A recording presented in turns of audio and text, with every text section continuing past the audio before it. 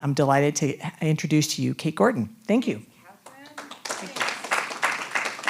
All right. Oh, you're so much taller than me. Thank you so much, Catherine. And I was going to say Catherine's the co-chair of our board and has been phenomenal. And this space is phenomenal, so we're really thrilled to get to use it. And also in her role as a former legislator has been a really helpful in thinking through sort of what kinds of information are useful as you all are thinking through how do we make decisions about a range of energy issues. I'm going to just do a little bit of level setting on what California Forward is doing. I took over as CEO in June, basically, of last year, and we have been really kind of building on the organization's reputation and assets to do a lot in this space of, in particular, energy transition.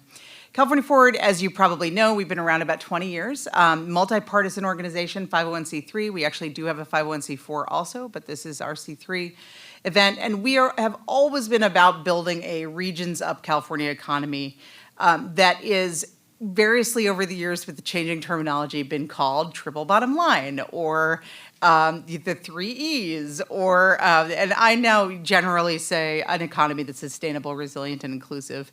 And that really does recognize that the regions of the state are extremely diverse and extremely different, but all play a critical role. So I'm going to say a little bit our priorities because this is really anchored, this conversation, in our priorities. And I also, just in terms of folks in the room, want people to know that we are a resource on a range of issue areas. In general, we are focused on a regions up agenda. For the state, California's regions are in some cases bigger than most states. And so our regions really are where economics happen for the most part in the state, but they are very interconnected and connected to the state. We do a lot of work at the regional level, but we also work on building a larger statewide economy that is more inclusive and resilient and sustainable. The two big areas in which we are focused in that side of our agenda are energy transition and climate resilience. So the fundamental transition of our energy, of our underlying energy system towards something more sustainable and decarbonized, the role that plays in specific regions, and also how regions are thinking about energy projects as economic anchors. Really an increasing part of the conversation. We also are very focused on fiscal resilience and climate resilience. We can't do an economic strategy in the state without thinking about climate resilience. I think we all know that, but it comes home to us every day. We're doing a lot of work on the region side. I'll skip over, but on the larger kind of economic strategy, economic development side, in our role as sort of a think and do tank, we really are focusing on these two areas. And today we're really talking about that energy transition area. I'm really honored to have a number of folks from industry and academia and think tanks working with me on an energy transition leadership group. Some of the speakers today are on that, and that group is really helping think through what does the transition look like for California, and how do we think about it, how it will affect people and places, but also how do we think about it in terms of the broader economy.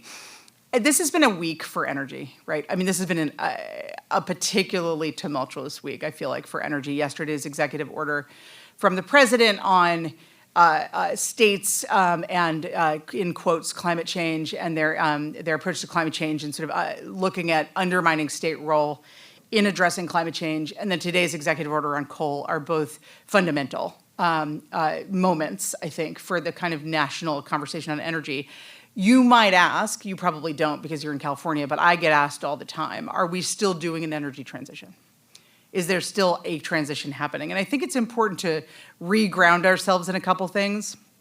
First of all, this country is not an island. The state is not an island. At the international level, at the last Conference of the Parties, or at COP28, there was a historic agreement to do an energy transition, to do a just, orderly, and equitable transition from fossil fuels. The question of how to do that is partly what we're talking about today. What does that mean? We can say that, but what does it actually mean to do that? And in California, back when I was running the Office of Planning and Research and working for the governor, he put out an executive order that actually was entirely based on the idea that we had to think about accelerating a transition in a way that actually has good economic outcomes for the state. So we've said we're doing a transition. What does that actually mean? How do we think about it when it comes to this state and our resources and our economy? I always say you can't talk about energy transition without not only thinking about where you want to get to, but where you are now. And what we want to talk about today is in large part that baseline of information of where are we today? What is our infrastructure? What are our systems? What are the resources that we're working with? What kinds of economies have we created? How are those going to change? Or how are we thinking about doing that again in that just orderly way? So just a couple more pieces on the context for that.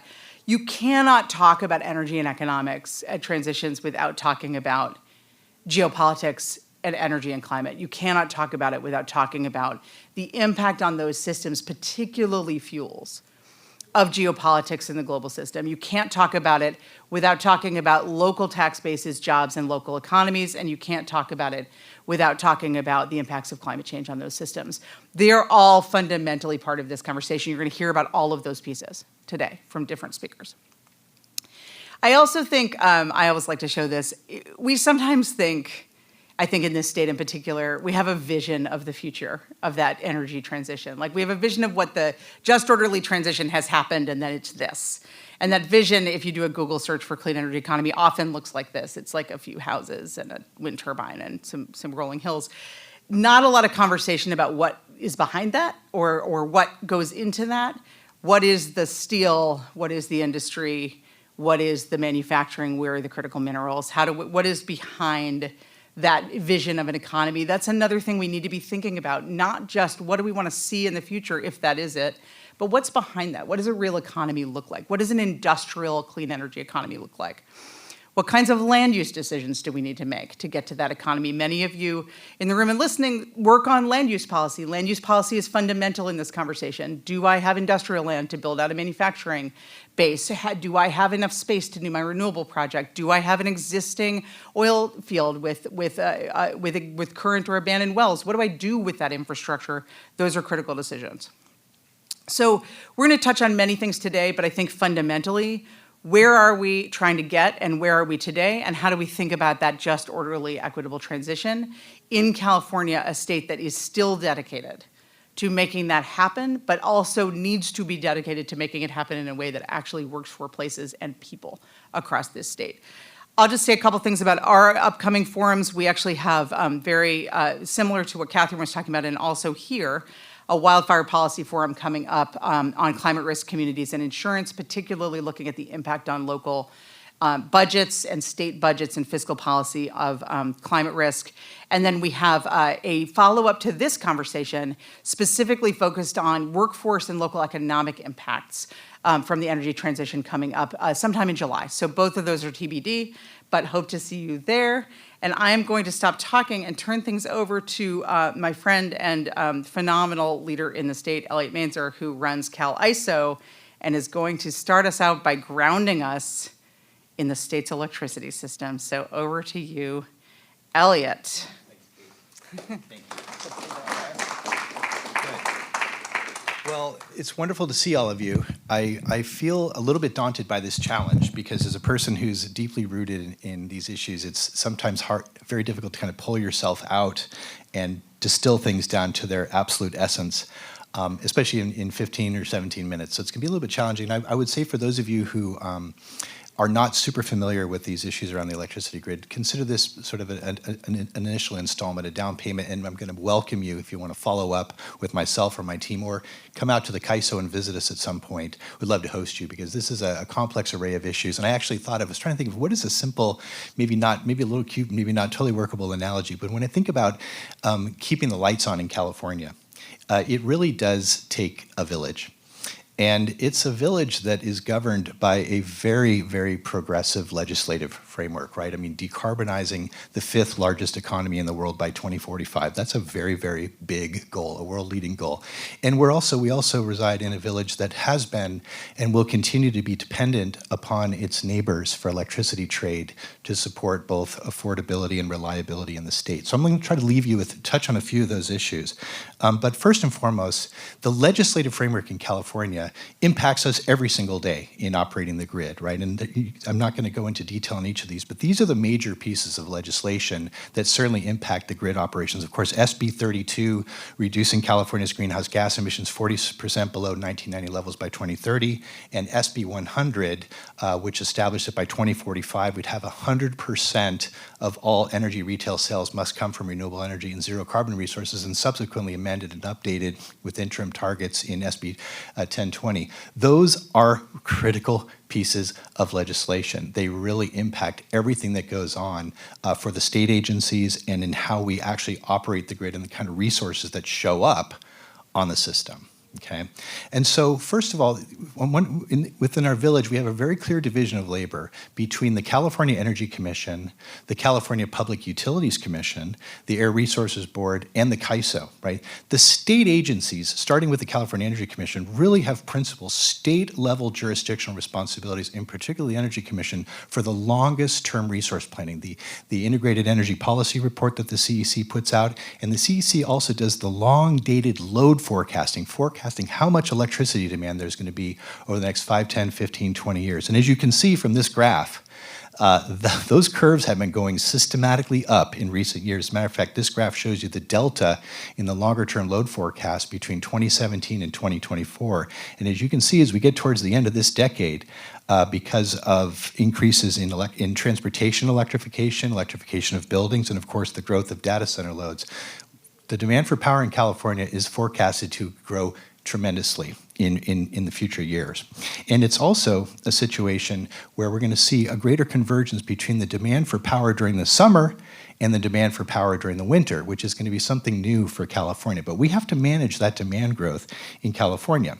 The other thing that's happening is that the California Public Utilities Commission, which conducts integrated resource planning, looking at what actual specific combination of resources are we going to need in the next 5, 10, 15, 20 years, has called for a huge build out of clean energy resources between now and 2040. Okay, you can see that the very latest plan calls for almost 100,000 megawatts of new clean capacity by 2040. And think the all-time peak demand in California is 52,000 megawatts. This is a huge increase over the coming decades, and it's driven largely right now by clean energy resources, 45 gigawatts of solar, 29 gigawatts of storage, both shorter and longer duration storage, 23 gigawatts of wind, including in-state, out-of-state, and offshore wind, 1.6 gigawatts of geothermal and biomass by 2040. That's a huge amount of new resources. And of course, what we try to do at the CAISO is, in addition to operating the energy market, we do the transmission planning. So we have to figure out how much new infrastructure, how much transmission infrastructure and interconnection infrastructure are we going to have to build to get all those resources on the system and delivered to customers, right? Huge challenge. And you can see we've actually got a pretty good track record. Just in the last 4 to 5 years, we've brought on over 24,000 megawatts of new capacity onto the system between 2020 and March of 2025. That's a huge amount, 7,000 megawatts last year. And by 2029, as you can see, the next 5 years or so, we have to do it again. We got to bring another over 20 gigawatts of additional resources over the next 5 years, right?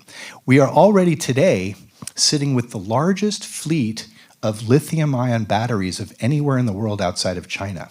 And those batteries, as storage resources, are paired with the solar energy. They take the excess solar during the day, and then those batteries re-inject it back in the grid in the evening when the demand for power is still high, but the sun is setting. So you can see how the portfolio has been changing and how it will continue to change.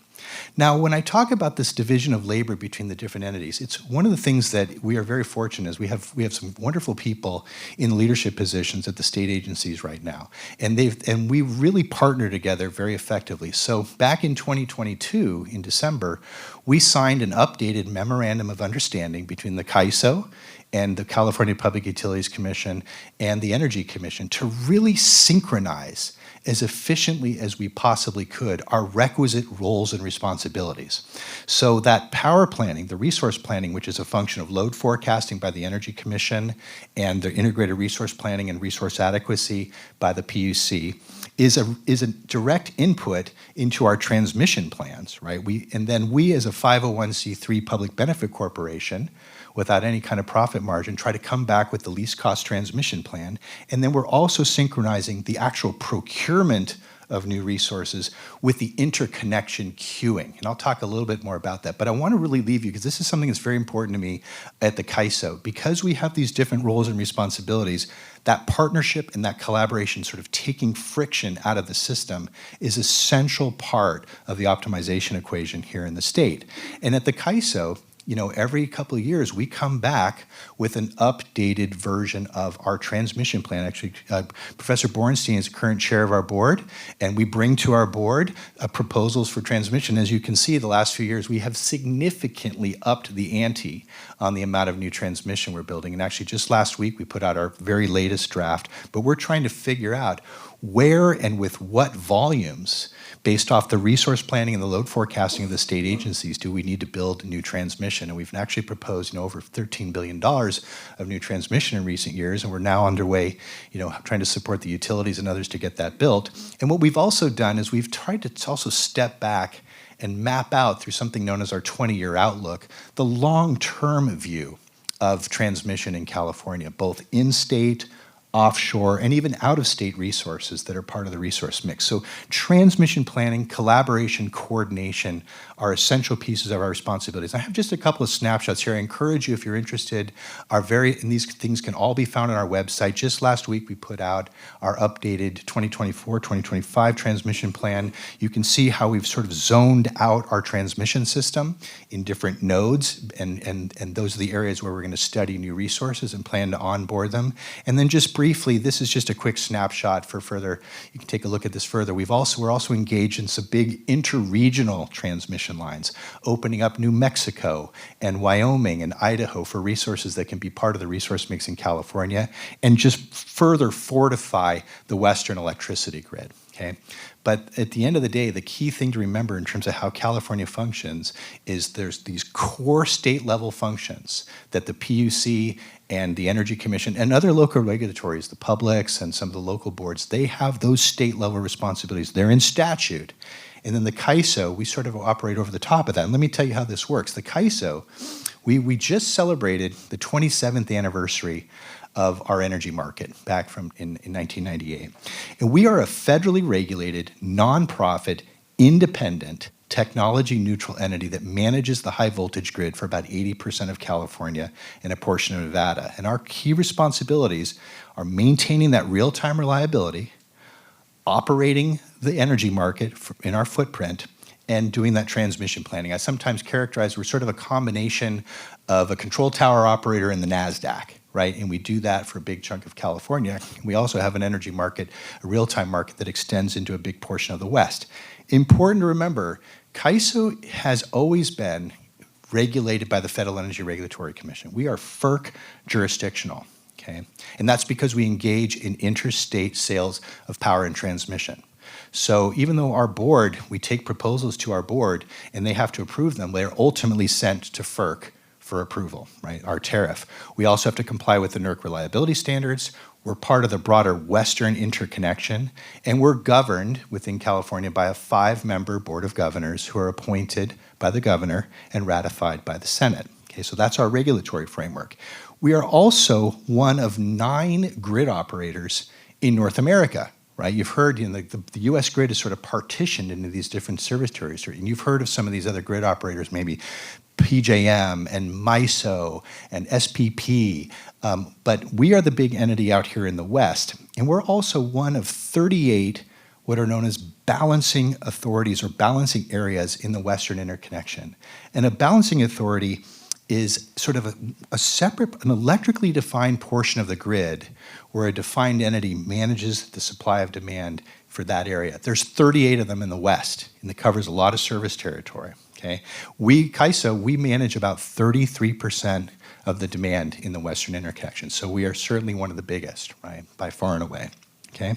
Lots to talk about there. I want to just spend another minute on the balancing authority concept, because this is really foundational here in California, particularly right now with the conversation around the pathways legislation and really understanding, a balancing authority for the CAISO is we manage the flow of electricity on the high voltage transmission lines for about 80% of California. We're not the only balancing authority in California. LADWP has a balancing authority, the Imperial Irrigation District, the Balancing Authority of Northern California. We're the biggest.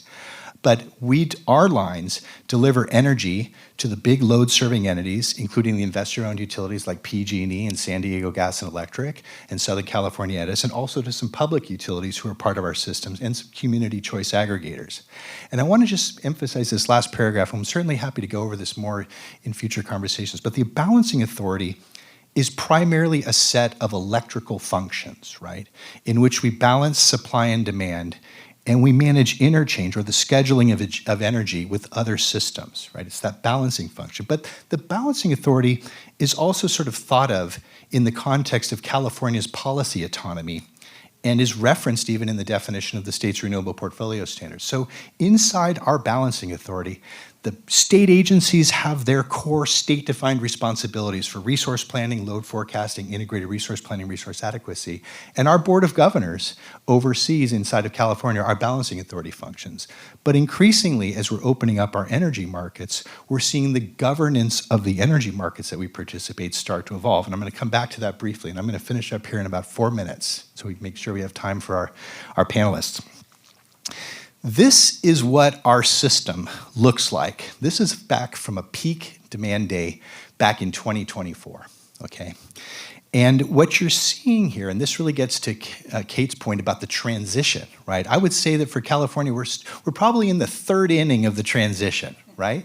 And we still have a grid that is comprised of a pretty diverse set of resources, right? We now have a pretty significant solar energy and wind energy fleet, over 20,000 megawatts of solar. And as you can see from that green block, that during the nighttime we've got some wind energy, but in the morning the sun comes up and all of a sudden the other resources are displaced back down, right? So you see our natural gas fleet, which is still over about 25,000 megawatts of gas in California, our hydro, our other resources, they sort of back down during the course of the day. And if you look down at the very bottom, that purple slug, those are your batteries actually charging off the grid. And then as you get towards the end of the day, as the sun starts to set, these other resources, the gas fleet, the hydro fleet, the batteries, and even imports from other states come in. And as the sun sets and as the demand is still high, those other resources make up for the declining renewable resource portfolio. And our energy market, okay, which sort of sits on the top of all of this, really tries to use the laws of economic supply and demand and the bidding of supply and the bidding of demand to find the least cost, most economic dispatch of those resources at any particular time, right? It really is, trying to match up the least cost supply with the demand for power and also creating opportunities for folks to bid in reductions in demand into that energy market. It's known as a security-constrained economic dispatch. So we're trying to find the least cost portion of supply contingent upon what the transmission system can actually offer. That's how we operate that here in California.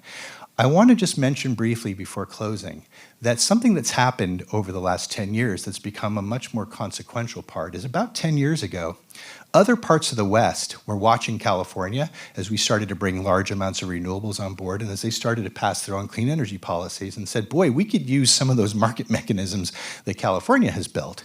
And so California ISO actually went out to the West and said, hey, if you guys would like to participate in our real-time energy market and that can be helpful to you, we can offer that to you on a voluntary basis at relatively low cost.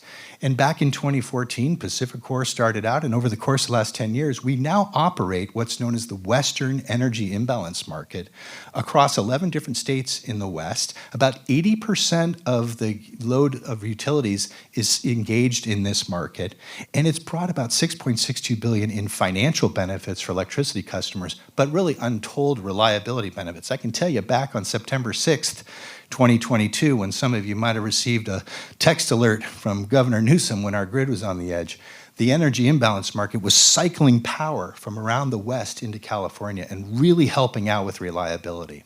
And now what we're on the cusp of doing is taking the Western energy imbalance market which is really kind of a very, very short-term market, the next 5 minutes, next 15 minutes, and extending that into the next day so that the utilities can participate and say, not only can I optimize in short term, but what does the next day look like and how do I really capture reliability and economic benefits? And along with the evolution of the market, there's been a desire for the evolution of the governance.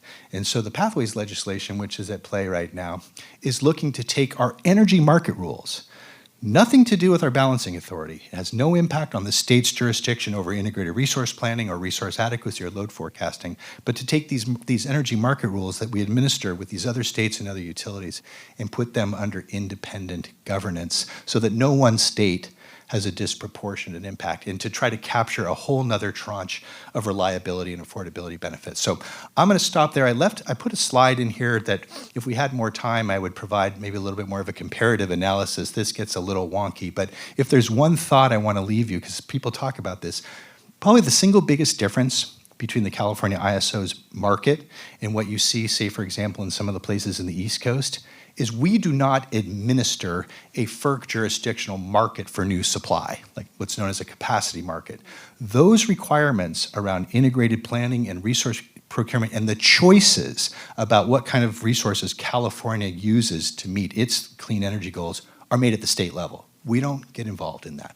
We sort of operate as the Department of Physics and Economics, both within California and with our partners in other states, to optimize the system to the maximum extent possible to keep the lights on and bring benefits. So I will leave you by just saying thanks for the opportunity to be here. I know that was pretty quick, hopefully concise enough. Please, if you'd like to follow up, we have lots of resources on our website, but come visit us. You know, I'd love to have you host you out at the CAISO and show you what the control center floor looks like and see all of this in actual action. So thank you very much. Oh, yeah. Good. Thank you so much, Elliot. I think that really underscored several things to me. One is the incredible relationship between policy, energy, and climate in general. Two is just this question, and Severin and I have talked a lot about this in the past, just about California leadership. We are fundamentally not a huge piece of global greenhouse gas emissions. We are one state. We're not a country. But we have this outsized impact in terms of how we address policy issues in this space. And I think that's also really important. How do we think about an energy transition if we're the ones kind of at the leading edge?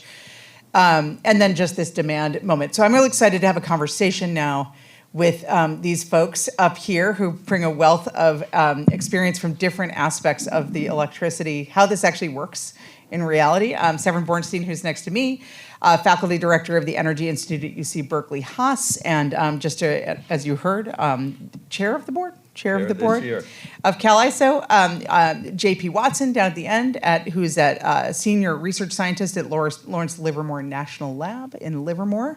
And then Danielle, I always pronounce your name wrong, Danielle Paellas Montoya, who is research associate at PPIC's Economic Policy Center, and all bring, I think, really interesting background on these issues. So we're going to do a little bit of a panel, and then we will leave some time for questions in the room. And I'm excited to get started. So I'll just say briefly before jumping in, I think Elliot's presentation, I think really underscored that as we're thinking about, as we're thinking about energy transition or the sort of moving energy generation, the built environment, industry fuels from a fossil fuel-based system into the electricity sector, that is sort of what we're talking about. I was really struck by that chart of how big of a role gas continues to play, which of course is at the intersection of these two panels that we have today. And so we're moving into electrification, but electrification still includes molecules.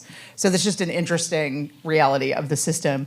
But I'm also struck, and I think we've all been hearing about this, but just by demand increases. Like you're looking at a system that has a certain amount of supply, it's got an infrastructure, it's got a lot of regulatory constraints, it has a huge amount of demand coming onto it from a variety of sources. How are we dealing with that? That seems like a fundamental shift with a lot of implications that create some opportunities, but also some real disruption and some real choices. So Severin, because you like to be the honest broker on electricity issues in the state, let's just talk about those on-the-ground impacts for a second, and particularly about affordability, which is something that I think is on every legislator's mind. You are thinking about it a lot. How are the goals that the state has put out and these approaches Elliot talked about and that the state's talking about to increasing clean energy combined with this demand coming on faster than the supply is being put on, how is this all coming together around rates, ratepayers? What are you seeing? Yeah, thanks, Kate. And I'm not sure how the slides work. Let me get the Are you- clicker. okay, Hold on. So, Do you want your slide up? yeah, I want the first. So we're only allowed one slide, so was mine. This is the increase in rates in California adjusted for inflation. So what you see is the three investor-owned utilities, all three of them have seen rates increase drastically adjusted for even after adjusting for inflation over the last 5 years. That's a really big problem. Just to give you order of magnitude, these three utilities, including the energy providers, some of which is from community choice aggregators, amount to $60 billion a year in revenue. So that's what customers have to pay. I'm going to show you that that's actually not a problem that's stemming from the wholesale market.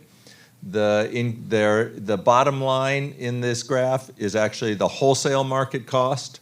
It did have a blip up in 2023 when we saw gas prices, or was that 2022 when we saw gas prices briefly jump up, but that's just not where the problem is.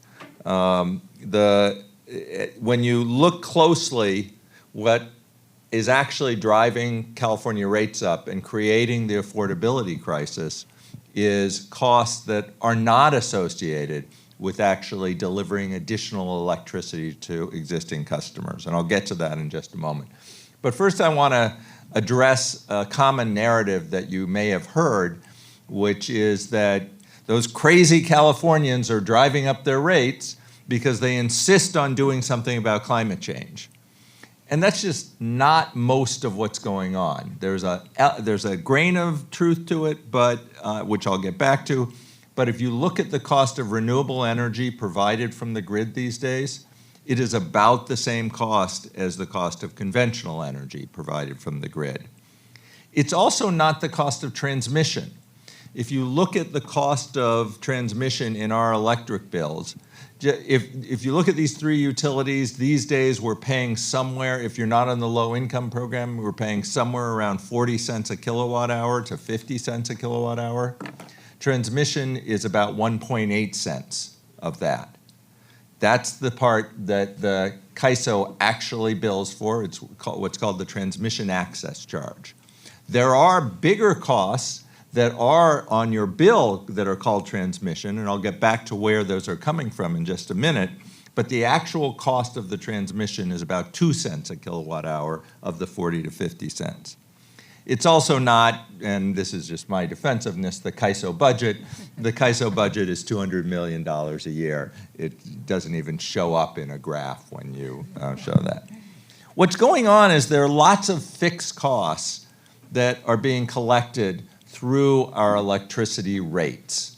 And that's always been the case. We've always paid for transmission and distribution, most of which are costs that are fixed in the sense that they don't vary. When Severin Bornstein pulls more kilowatt hours into his house, that doesn't drive up the cost of transmission and distribution. So that's not that was always in our bills. That's a pretty small cost, it turns out. What's happened is over the last 5 years and 10 years, but particularly in the last 5 years, we have seen a whole bunch of other costs added in. Primarily, they're being driven by wildfires. Vegetation management costs, which at first became gigantic costs, the utilities are now trying to scale them back. Distribution system upgrades and grid hardening, covering the line, insulating the line so they don't create as many fires. Having a fast trip technology so that the line, if it shorts out, actually turns off before it hits the ground.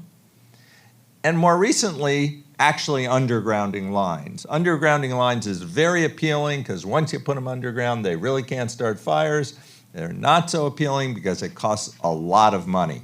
And my colleague Meredith Fowley and others at UC Berkeley have done studies showing it's probably not nearly as cost effective as the covered conductors and the fast trip technologies. So we're doing a lot of that. And that's really driving up bills. Secondly, we are paying for wildfires of the past. You may think that when a utility line starts a wildfire, the utility has to pay for it, and they do, but when the utility has to pay for it, most of the time that means ratepayers have to pay for it. Occasionally, shareholders have to pay for it if the utility is found to have been negligent.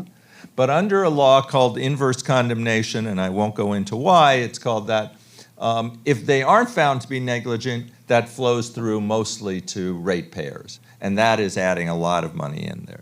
On top of that, we are subsidizing research and development. We're paying for charging stations. We're subsidizing energy efficiency. Some of these are attempts to decarbonize the grid, though some of these predate our attempts to decarbonize the grid. We pay for low-income subsidies for low-income people by raising rates for everyone else. By the way, we don't do that with CalFresh, the food program. We don't do that with Medi-Cal, the medical program. We pay for those through the state and federal budget. We pay for the low-income program for electricity by raising everybody's electricity rates. And then finally, we are paying for rooftop solar subsidies by raising rates. And that's a little more subtle. That's through the net energy metering program that basically allows customers to net out the electricity. I don't have time to go into the details, but when you do that, they save much more than the utility saves, and the difference has to be paid by someone, and it's paid for by raising rates for everyone else. So all of that is getting rolled into our rates. If you look at our rates, customers who aren't on low income are paying 40 to 50 cents. If you look at the actual cost of providing additional electricity to a customer, it's on the order of 10 or 15 cents, probably closer to 10. If you want people to decarbonize, if you want them to electrify their house, and you're going to charge them 40 to 50 cents, that's going to really discourage them, particularly, and it particularly makes no sense when the actual cost of giving them the extra electricity is 10 or 15 cents. I will tell you one application of this. If you look at the cost of charging an electric vehicle these days in PG&E territory, and you look at the cost of buying gasoline, and you know gasoline is very expensive, and we're going to talk about it in a minute, those are about at parity right now. And they really shouldn't be. It is so much cheaper to fuel with electricity. So before I get thrown out here, I'm just going to say, when these discussions come up, they always end up comparing investor-owned utilities, the three I show you here, with the municipal utilities. There are a lot of differences between them. There is no question there have been some real inefficiencies and incompetence at some of the utilities, the investor-owned utilities. That said, if you look at PG&E's territory, it's as large as most of New England. So they are covering this vast, sprawling area, and much of it has very few people per square mile. In fact, the density of Silicon Valley Power, just to pick one of the higher density municipal utilities, is over 60 times the density of PG&E territory. So when you start getting into wildfire problems, of course, it costs more in a sprawling territory. Let me just, I've probably run over by a lot. You have, but that's okay. You can say one more thing. Let me just say, so we can do this we can pay for this through higher rates. Higher rates are incredibly regressive. If you compare them to taxing through sales taxes, they're more regressive, and they're massively more regressive than paying for it through the income tax. We can pay for it through fixed charges. Those are also regressive. The new idea is income graduated fixed charges, which the state legislature mandated, the PUC put in place. The state legislature then had second thoughts, but right now it looks like we're going to have an income graduated fixed charge of a very small amount. Or we can move a lot of these costs onto the state budget. My own view is that makes a lot of sense. I know that's not a popular view within a mile around this area, but I think that most of these costs are public policy costs and emergency climate costs, and those belong on the state budget. Thank you, Severin. So much to dig into there. Really quick on your chart, I'm assuming that big jump for SDG&E is a gas price jump. Is that what that is? The drop, you mean? No, when it goes way up and then drops, yeah. No, that is not a gas price jump. This right this. here, this is adding more. This is adding more and more costs, more and more fixed costs into the bills. Okay. And This then is why- an adjustment that will be temporary. Excellent. More to ask there. And you said a lot, and I want to go to JP on this because your work follows really closely. I mean, you said a lot about the costs that are related to reliability and keeping the grid more resilient. And the other thing to say about PG&E, of course, is their territory: few people, many trees, lots of fire risk, right? So the Sierras are basically their territory, right? So it is a high-risk territory. JP, you've done a lot of work on grid reliability, and Severin was talking about we're in a world, climate impacts are more frequent and severe. Cybersecurity impacts, I know when I was at the Department of Energy, that was a big conversation. There are more frequent. This legislative session is full of bills reacting to the LA wildfires and thinking about fires and insurance again. Can you just talk a bit about why grid reliability outcomes? I mean, I think we know why they're important because we just heard some of that, but talk a little more about grid reliability and also just what's the answer to that? I mean, how do we think about making the grid more resilient without continuing to drive these costs way up? Are there approaches you're seeing that are working? Am I on? Yes. Yep, excellent. I'm a computer scientist and an optimization under uncertainty guy by training, so I'm risk averse, and that's why I don't have a slide. But to actually answer your question, I want to talk a little bit about the difference between reliability and resilience. CAISO and utilities historically have been N-1 reliable, maybe N-1, -1, N-2. That means you can lose one component and you still keep the lights on. That doesn't require any modeling to figure out which components I have to consider. The answer is N-1 of them, or order N of them. So you have to consider those under pretty nominal conditions. It's like small perturbations to the grid. So think a squirrel takes out causes an outage, which seems to happen a lot. Resilience, and those things happen all the time. There are events like that, reliability events happening every 5 minutes or less, happens continuously. Resilience is much more low frequency, but actually have a large impact on a large number of components. So wildfires are one example of this, where a single wildfire can take out either through damage or proactive de-energization, 500 plus components. So that's a huge disruption to the grid. If you think about heat waves that are coming in, like the ones that happened in Portland a few years ago, those impacted, those temperatures were up to 120 degrees. That hits a huge number of components. Everything in there has to be considered in terms of line sag. You've got to derate the thermal units. There's all kinds of impacts. So the key thing to consider with the resilience is, what are you trying to be resilient to? So how much money does it cost you to be resilient to everything? Infinity. So you really need to, as decision makers, understand the class of risk that you're worried about and try to model that and understand that, because that's your threat basis, and that will guide your investment targets. If you are just throwing money to underground lines, for example, that's not necessarily I'll call it a rigorous way to approach things. There's going to be a knee in the curve where maybe undergrounding some number of lines and some particular lines that are important will get you 90% of the way there in terms of benefit, and then the rest of the money could be spent maybe on something else. So there's a lot of trade-off between risk and reward in terms of what you are trying to protect yourself against. So I just wanted to just emphasize that with the resilience. Heat's a great example. Heat is bad for everything. It drives loads up, it makes things less reliable, it causes you to actually have to reduce the line limits on transmission lines because it's warm, they sag more. You have to reduce the amount of capacity for thermal units because they're also running too hot. The other class of, just in general, it's worth mentioning, there's a lot of effort, and this should be considered the Earth systems models or climate models that DOE works on and others work on. These are projecting what conditions will look like in 2045, 2050, or beyond. It's important to look at that because I didn't realize this until I started working in the area, but if you look at where wind is rich now and solar is rich now, that is predicted to change under climate shifts. So you get less fog on the coast, maybe solar will get better, but actually the wind patterns, like the Altamont, for example, isn't as good as it might be in 20 years from now. So you need to be aware of those shifts because you're putting steel on the ground now, and if you aren't projecting where things are going to be rather than where they are now, you will be less reliable in the future.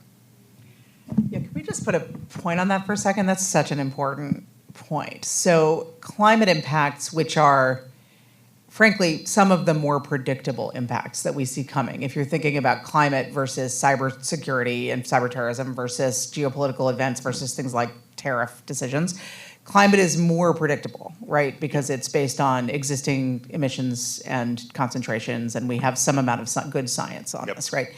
So what you just said is that's important not only because we're trying to make the grid more resilient in the face of things like increased and more frequent wildfires, for instance, but also as it gets hotter, electrons move, that we lose more on the grid as it is, right? So our supply gets affected, more stressed.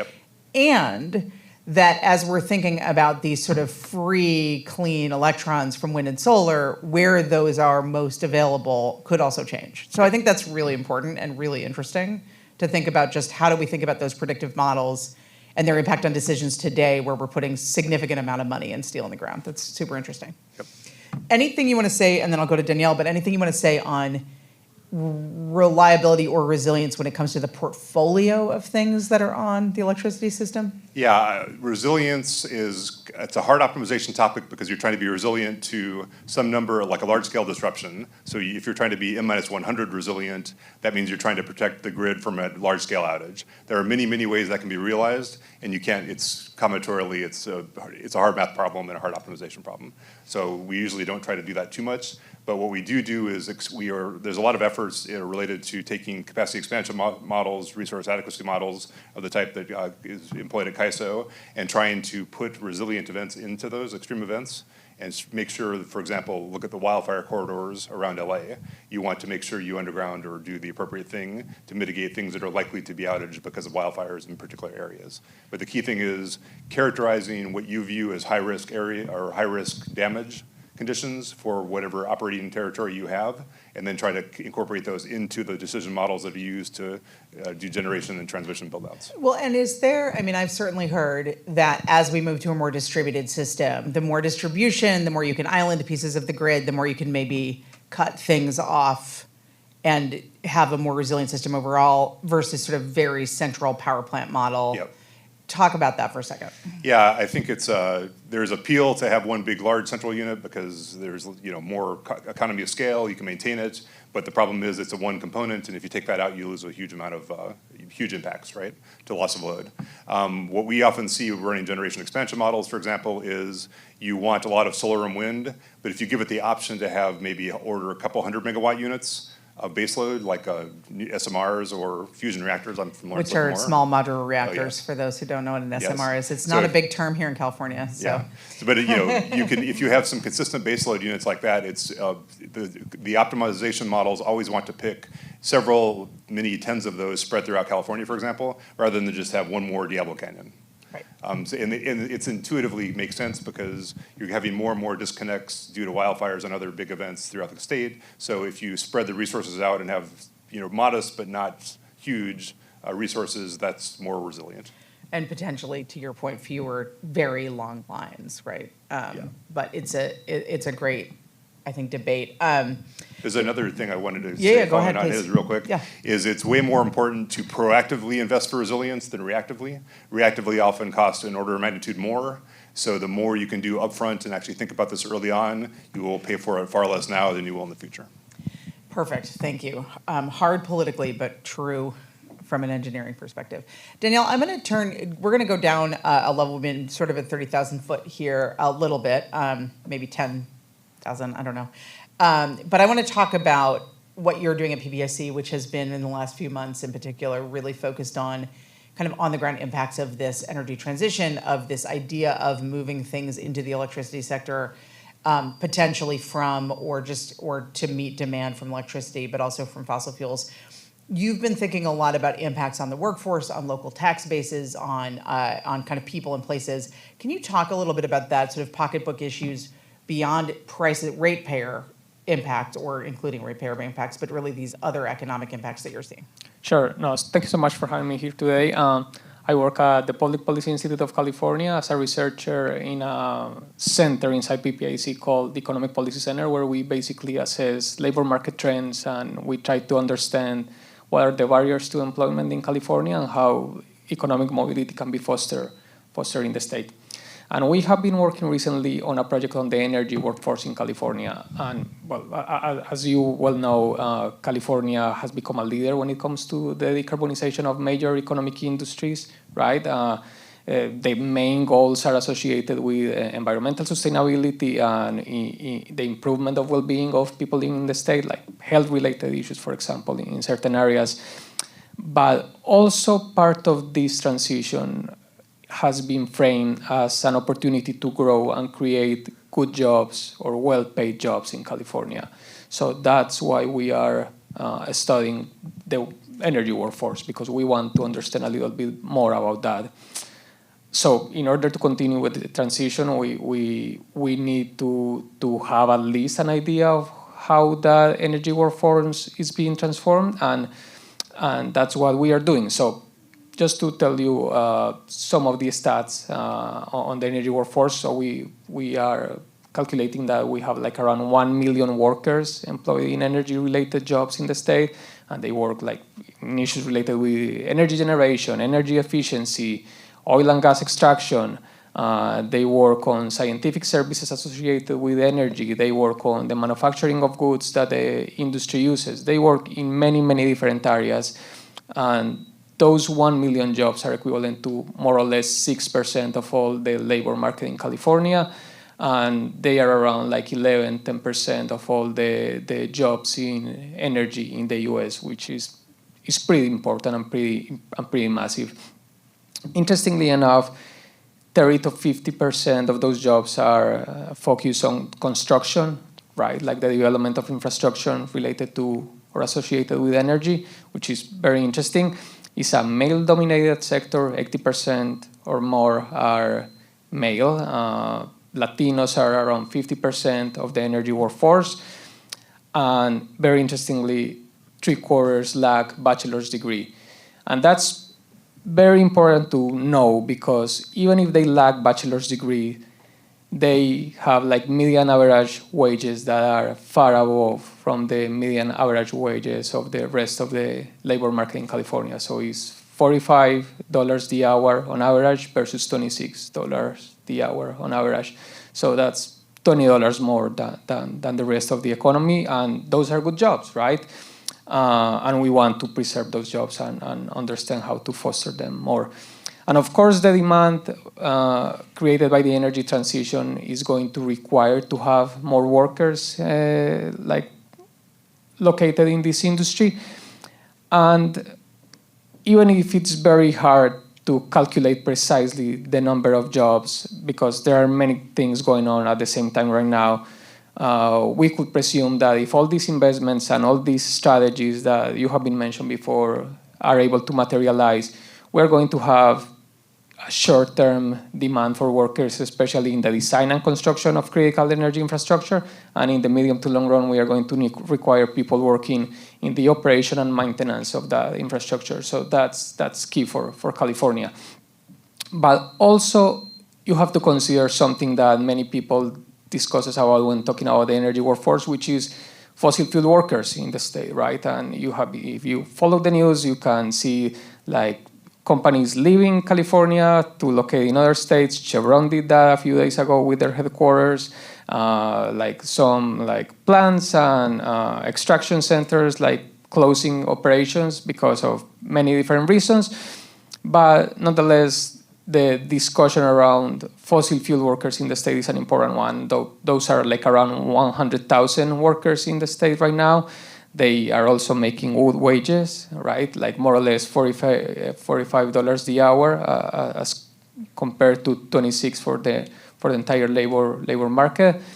And that's not that doesn't take into account, for example, that those tend to be unionized workers. Like more or less one fifth of those workers are unionized, which means that they also get benefits and compensation that is not necessarily captured by surveys. So those are also good jobs that are like highly concentrated in certain places. Like you can think on Kern County, for example, Bakersfield or Contra Costa, Vallejo, Fairfield, and all those places and those whole economies are going to be disrupted in some way by this transition, right? So when we are talking about energy transition, these are regions that are going to be feeling in a very specific way that transition, and we need to think also about how to deal with that. Talking a little bit around like our taxation, for example, like we know that when these companies leave, they close operations, they create unemployment, at least temporarily, but they also like create this vacuum for the local authorities to get access to the taxes that they were paying before they left, right? So that could also affect the provision of like key public goods like education and health, and that's something that is interesting to understand and analyze. We are studying a little bit about that. And let me tell you also that yes, I understand that California has this idea of moving in certain direction. But right now, in terms of jobs, it's very hard to predict what's going to happen. The Bureau of Labor Statistics projects that more or less 10% growth in energy-related jobs in the next 10 years, but that doesn't take into account like the new measures that the federal administration, for example, is taking. We don't know if how the economic outlook for the U.S. is going to affect these things, how trade could affect these things, federal policy, right? Are they going to keep committing resources, for example, to the infrastructure that the prior administration was saying was going to help California to build, like the CHIPS Act, Inflation Reduction Act, the Infrastructure Act? So what is going to happen with all those things? What is going to happen also with California finances when 1/3 of the budget comes from the federal government? So all those are very interesting questions to keep exploring, but at the same time, when you think about the energy transition, also you need to think about the workforce there. Thank you so much for that. And I think it's such an important set of points because often, and I was thinking back to Elliot's slides, we think about energy and climate in California in relation to climate policy and to these goal setting exercises that we've done. There's a whole other conversation around about this, which is about infrastructure and economic development and jobs, right? And so what's the intersection with the master plan for career education and the energy transition? What is the intersection of the state's economic blueprint and the energy transition? Like, what's the intersection between our tax base at the local level? If some things are going down, what are we replacing that with? What kinds of jobs? And of course, all of those are also related to other kind of fundamental infrastructure questions because energy is the basis for everything in the economy. So I think it's interesting. I'll just say from a national perspective, working on energy, I've always been struck by California not thinking about this as an economic development issue. It's in most states, energy is very much an economic development issue in terms of sort of what industries are growing, how are we providing the infrastructure, what are we doing in terms of workforce. And it feels like we're sort of moving a little in that direction here in California. So thanks for that. Folks on the panel, and then we want to do questions from the room. What other things, we haven't talked about many things. We've talked about many things. We talked about infrastructure. We've talked about affordability. We've talked about portfolio. What is sticking out to you that we have not talked about here? And I guess sort of if you had one thing you'd want to see legislators be thinking about this session and next session in terms of the energy and electricity sector in particular, what would that be? Severin, I'm sure you have ideas. I think it's very clear how to pay for all this because the reality is that we will be able to squeeze a little bit out of the cost of the system. The governor asked the regulators at all levels in California to look for savings. But the fact is that most of the costs that are coming at us, we have to do. We have to deal with climate change. What it's already doing to the state. We have to deal with how to help low-income people. We want to, and I think we should be leading in many areas of decarbonization. But this is a huge bill, and right now we have just stumbled into paying for it all by raising the price per kilowatt hour of electricity, and that's just not workable. So I think the biggest issue is how do we pay for all this? Great point. Others, other thoughts before we go to Q&A? Yeah, I'll follow up on that. I think the way you reduce what you're paying is make sure you're trying to understand and quantify what you're trying to protect. So getting back to like, do we need to protect against all wildfires? No. There's probably some subset we care a lot about of the REIT state. We can't protect everything, so what is a priority? So I think in terms of like, are you trying to prioritize saving Travis and Beale over some marshland, or you might be, but it depends on what your criteria are. But I think if you're focused on what to prioritize in terms of protection, that actually gives you the cost savings, or at least gives you bars at which you actually need to invest to achieve that particular level of protection. That's not surprising coming from a national security lab, but that is our viewpoint. I would say that we need to think a little bit more on place-based policies and how we don't leave people and regions behind in California, and maybe connect this idea of the energy transition to what is known in certain circles as like industrial policy, and how the energy transition can foster other industries and can like create a space for like new occupations and new sectors that are able to add value to the economy and create good paying jobs. So that should be part of the equation, jobs. Well, it's really striking me, and I actually was thinking about this with your slides too, Elliot, just the intersection between different parts of the government on this issue. There is no silo here at all. I mean, everything you're talking about, what you just said, JP, is all about land use policy, and how does that interact with economic policy, with electricity policy, with climate policy, affordability, your points, plus the tariffs. I mean, we don't make a lot of the component parts of many of these things we've been talking about. So how is that going to affect cost? How do we think about trade policy? How do we think about financial policy? And then, thinking about these things in an integrated way, are there systems that we could create that would make that easier? I think your MOU example was really interesting. And how do we think about other systems like that? So lots to talk about. Questions from all of you. I'm going to just be the person running the mic. But love questions. If you want to say who you are, you can. Don't forget that this is being recorded. There is no media in the room, but it is being recorded. So I just wanted to remind you again. But we'd love questions because this is supposed to be interactive. So anyone in the room have a question for our panel or about the electricity sector, for Elliot, for the panel? Don't be shy. I'll just keep asking questions if you don't have questions. Come on, people.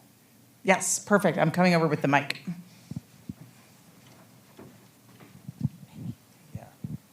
Hello. I'm curious. We talked about. I think Mr. Borenstein talked a little bit about the NEM costs, and I'm wondering. This is like I went through the SB 695 report. Maybe not all of it, but one I saw maybe like potential repeat of this is with kind of us transitioning off of natural gas, and like as more folks get electric space heaters, electric stoves, et cetera. People who can't afford to adopt those technologies will be kind of stuck paying the costs of the natural gas infrastructure. Just curious, like, how can we think about kind of, like you say, sleepwalking into another, like, maybe like a I don't want to say NEM 2.0 because that already exists, but like another like instance of that where we kind of low-income folks are left shouldering these kind of huge infrastructure costs. Yeah, and I will draw the next parallel, which is to electric vehicles. And we know who the last people adopting electric vehicles are going to be. And so if we start loading all those costs onto the gasoline sector, we have to recognize that low-income people are going to be paying that as well. The problem you're referring to, that as we get off natural gas, the inclination is going to be to take, natural gas is as large, has always been as large as electricity is now in terms of the share of fixed costs. Most of the cost is the pipes and the infrastructure. So when people start consuming less natural gas, you don't save a whole lot of money as a system, and that means the inclination of the way we do regulation is going to be you raise the price per therm, which is how we sell natural gas.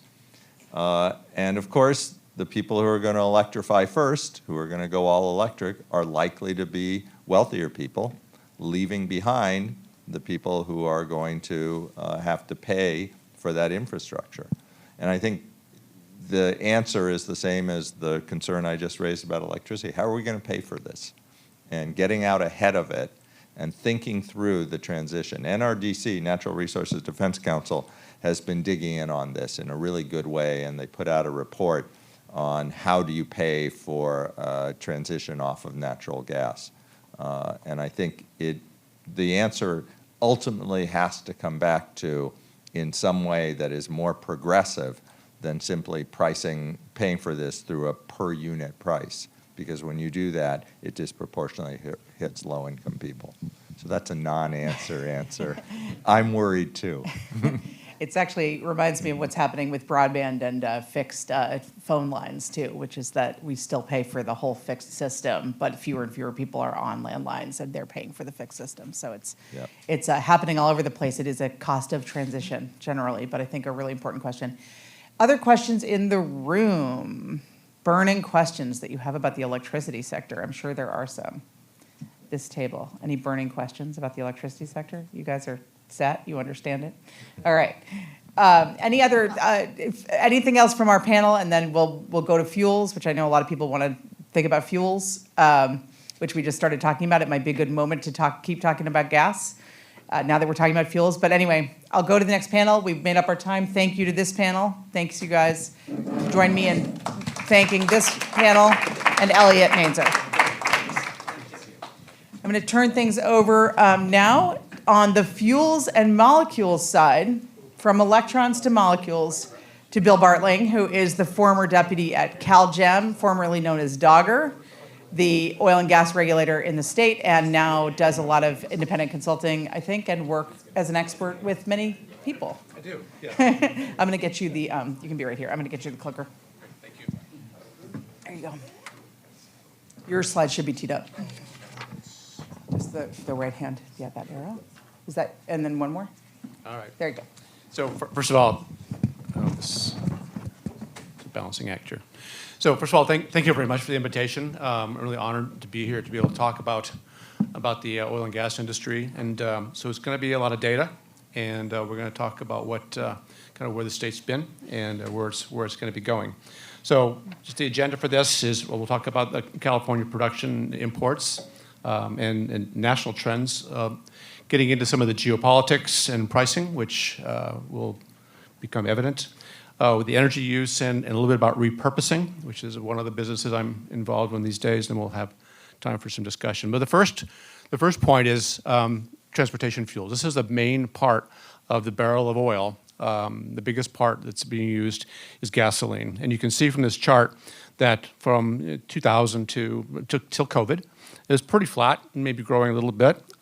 Big drop in COVID, never recovered completely back from there. But this data only goes to 2022, so EIA doesn't have the last few years. So the point of this is there's a very large consumption of petroleum products for transportation fuels, and that probably will continue to persist. Where is oil in California? So maybe people don't know this. California was the place of the first commercial oil in the United States. People talk about Drake's Well in Pennsylvania, but actually up in the Ventura Basin was the first place where the first commercial oil was developed. And before that, there was a very long history of, especially the indigenous peoples, using oil slips for sealing their boats. So there's a lot of oil coming out of the ground all over California. But there's 4 principal basins in California that produce oil. Sacramento is dominantly natural gas. The San Joaquin Basin is the biggest one, of about 20 billion barrels of oil equivalent, and that's where most of the production today is coming from. Ventura Basin is a little smaller. Los Angeles Basin is a small basin, but interestingly, if you look at the amount of oil that's in that basin per cubic volume of rock, it's the richest oil basin in the world. It's all houses on it now, and so it's in a state of decline, but that's kind of the history of where all the oil came from. If we look at the history of exploration and development in California, it's an interesting story. So all of the biggest fields in California were discovered between 1890 and 1920. And you're talking about the giant fields in the San Joaquin Valley, the giant fields in the LA Basin. The natural gas was really discovered a little bit later. But the last big discovery in California was the Yolumne field in 1970. And that was a 50 million barrel field. So by the standards of things like Wilmington oil field and the billions of barrels, Elk Hills and the billions of barrels, it was a very small discovery. So since then, what we've been looking at more are production methodologies to increase production, and specifically thermal recovery, which is a steam work that's being done in the largest remaining oil deposit, which is in the west side of the San Joaquin Valley. But really, after that, there's one new discovery in Monterey County by Trio Petroleum, but it's a few million barrels. So you can see that since 1970, there really hasn't been anything substantial, and even before that, really since 1940, there hasn't been anything substantial discovered in California. Just interestingly, the geophysical techniques that are so common around the country today started in 1932. And the very first oil field in California discovered with a seismic method was the giant offshore Wilmington field in the Long Beach Harbor.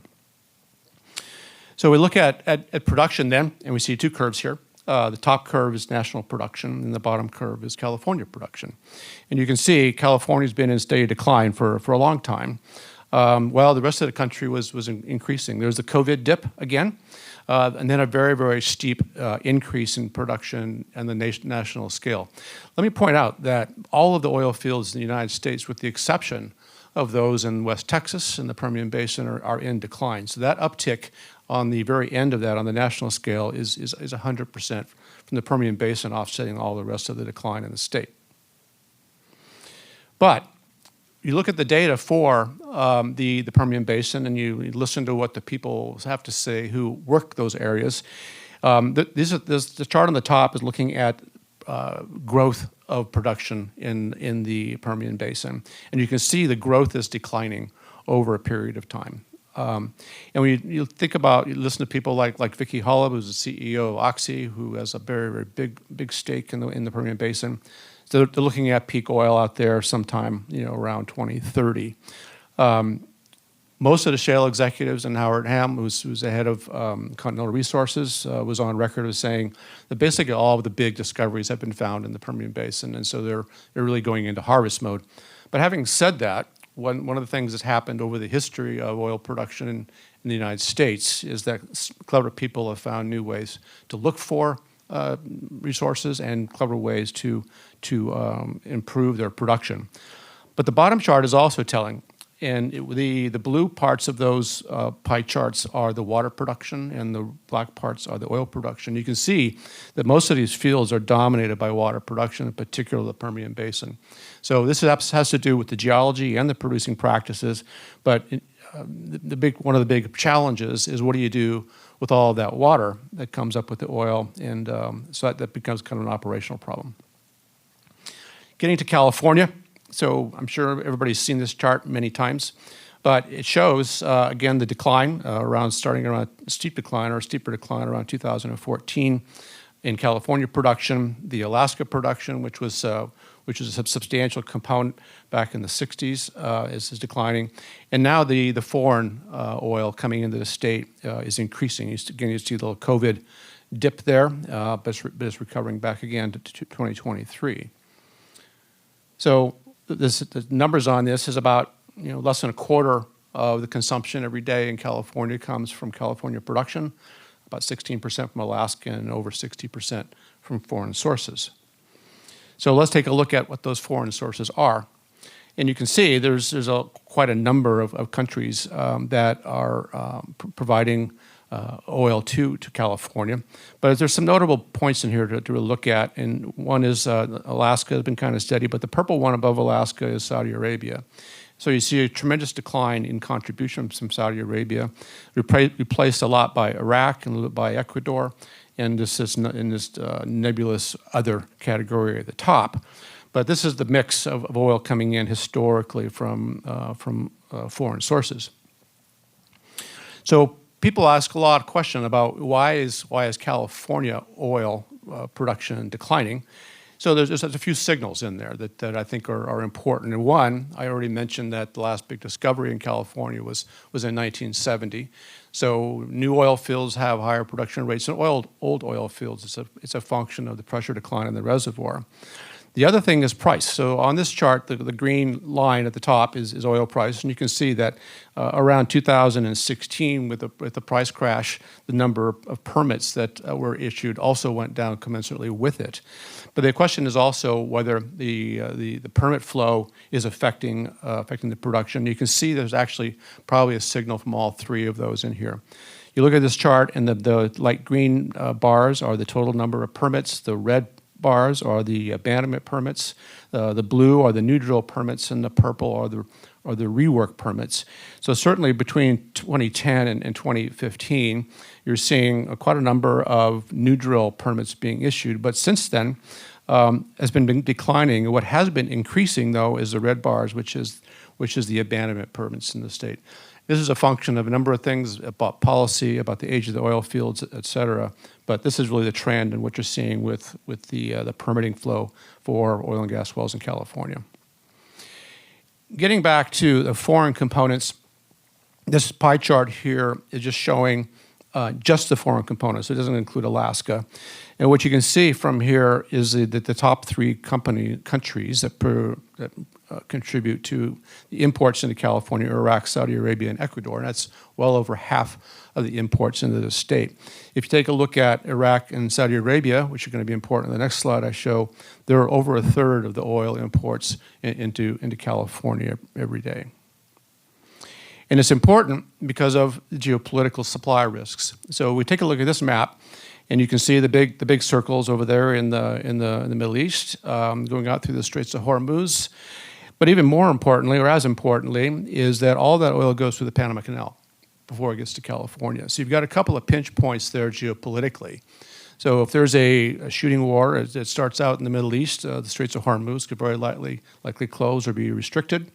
And who knows what's going to happen with the Panama Canal. There's lots of discussions going on about that now. So either of those points become restricted or closed. So California loses about a third of the oil production from the Middle East. So those two places, Hormuz and Panama Canal, are really key transportation routes for imports into the state.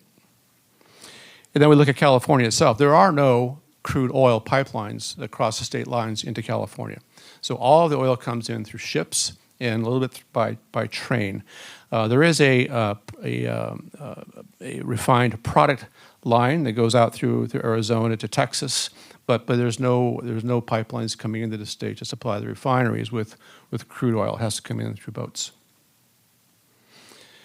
So pricing is always interesting.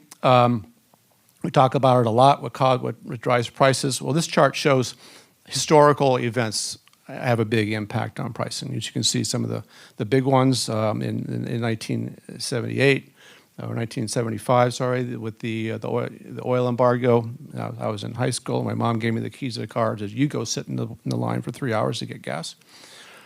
But you can see that the price goes up and down as a function of world events. And here we are today, the oil price is in free fall.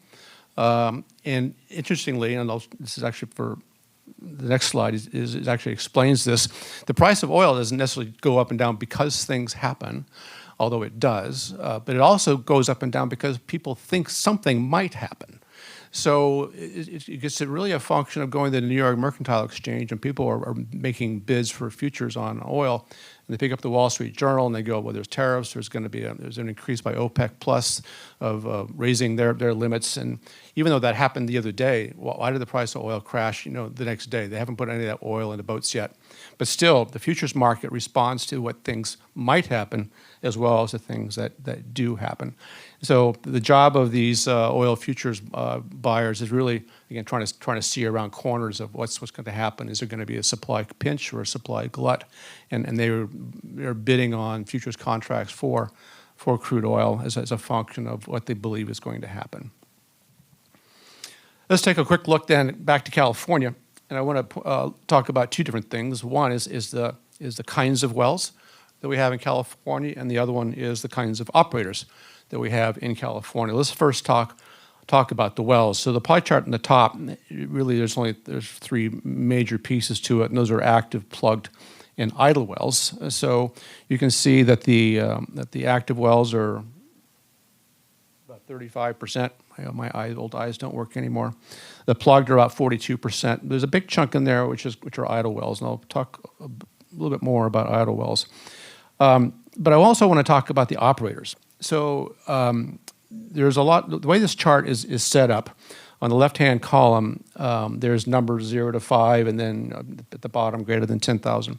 So these are a characterization of operators who have that many wells, right? So there's 2,000. There's 72 operators that have 0 wells in California. There are over 1,000 operators that have between 1 and 5 wells in California. And then when you take a look at the companies that have more than 10,000 wells, there are 5. Right, so most of the wells are in the hands of very few companies, and that's actually good news because most of them are fiscally responsible and have reserves for taking care of the abandonment of these wells over the long term. So, but most of the operators in the state have very, very few wells, and so as a regulator, we talked about where are the risks for wells going from idle to orphan, in other words, becoming a state liability, and we always were concerned more with the companies that Bill's Deli and an oil company. I've got 3 wells, and that might be more of a risk to go to the idle state, or the orphan state, where the state of California would have liability for abandoning that. But anyway, that's kind of a characterization of the wells and the operators. But let me talk a bit more about idle wells. So there's about 39,000 idle wells in California today. There's hundreds of thousands of them across the United States. And when you have incidents such as a rapid drop in oil price, a lot of wells that were economic yesterday are not economic today. And so those become idle. In California, there's actually a definition for idle, and they have to be non-productive for a certain period of time. We're the only state that has such a designation. Most other states do not. But in any case, these are wells that have been non-productive for as little as 8 months and as long as 20 years. So what do you do about these things? Well, one thing is you can cause them to be abandoned. There's a number of policies, legislation, and regulations that have gone into place to create incentives for those to be abandoned. But there's a new school of thought going out there, and I want to talk about. There's a few companies that are talking about is there a potential for repurposing these end-of-life wells to do a few important things. One is to seal off the hydrocarbon zone to eliminate any actual or potential fugitive methane. And 2, is there something you can do lucrative with this, such as convert it into an energy storage system? We just heard about the need from CAISO to have long duration energy storage, right? It's an important part of the go forward strategy for the state. So there's 4 ideas, and there's probably more. These are 4 that I know of that are out there in the marketplace today, talking about taking these end of economic life oil wells and converting them into long duration clean energy storage. One is about using compressed air.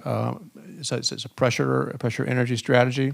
There's another one that says using high temperature steam and loading up reservoirs with that, and then reproducing it to generate electricity.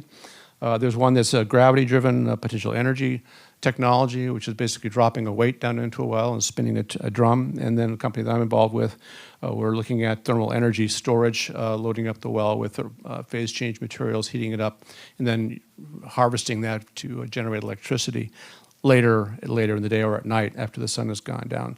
So just some ideas that people are talking about. We've got this tremendous infrastructure, these assets. Is there something we can do with them besides just spend money on them? Can we convert them to something which is actually going to be supportive of the energy storage requirements that we're going to need? So looking at kind of supplies and consumption. So real quickly here, California consumes about 1.7 million barrels of petroleum per day. It's about 280,000. Well, the production is about 280,000 per day. So California produces about 2% of the U.S. oil production, but consumes about 8.5% of it. The refineries in the United States and California, this is an important issue. So both are declining. And California is declining faster. So this is as of January 1. Since then, there have been a couple of other refineries that are either planning to shut down or have shut down. California supplies refined products for several states, including Nevada and Arizona. But we take a look then at the reserves and the operations. So EIA estimates there's about 1.5 billion barrels of oil left to produce in California. That's going to be dominantly from the San Joaquin Valley. But the thing that's of concern to me is that the refinery capacity, not counting the ones that are about to shut down, in California is about 1.7 million barrels a day, which is barely adequate to manage the consumption on a daily basis. And at the end, so this is a chart of the California energy production, again from EIA, and crude oil is today still the highest source of energy production in the state. And with that, I was going to say thank you and have a discussion. Thanks so much. I'm going to call up our next panel. You are also taller than me. There we go. Call up our next panel, which will be moderated by Brendan Steele, who is coming up. I just wanted to say a couple things from that really struck me. One is this idea about infrastructure, right? We had a question at the end of the last panel about what about all this infrastructure and we're still paying for it and how are we managing that? This idea of repurposing infrastructure is really interesting, and I think something that's happening both in the well space but also in the refinery space. Lots of interesting conversation going around refinery transition and what you can use those for. And then the other thing that you said, which I think is important for this context of the discussion where we started, was why are we doing a transition? There are policy drivers, there are climate drivers, there's also just resource availability drivers. So all of that together makes this another thing that we need to be thinking about California leading in how to think about doing this well. So with that, I'll turn it over to Brandon. Yep. Thanks, Brandon. Thank you. Are we still shooting for 6:15? We are still shooting for that, yes. Terrific. Thank you. I want to thank everyone for being here today. My name is Brendan Steele with Future 500, and we'll get right into the discussion. You know, at a very high level, one way to conceive of the energy transition is that the state is trying to jump horses from a molecules-based energy system to an electrons-based one. And in order to do that, the electron horse has to be ready to catch us when we jump away from the molecules one. If it isn't ready, and if the fuel side ramps down prematurely, then there's risk that the transition could become, as economists say, disorderly. And that could impose real economic costs on the state as well as undermine its political leadership. So I want to start the discussion, Ryan, with you here. You know, in your research at Stanford, what insights do you have into this challenge, and what do you see happening in the state right now? Yeah, thank you for having me. Do we have the slides by any chance? Okay. No, I have just one slide, I promise. Okay, so 2 slides. The first one on the left is a graph by this random guy on the internet, Severin Bornstein. He has a really good blog, though.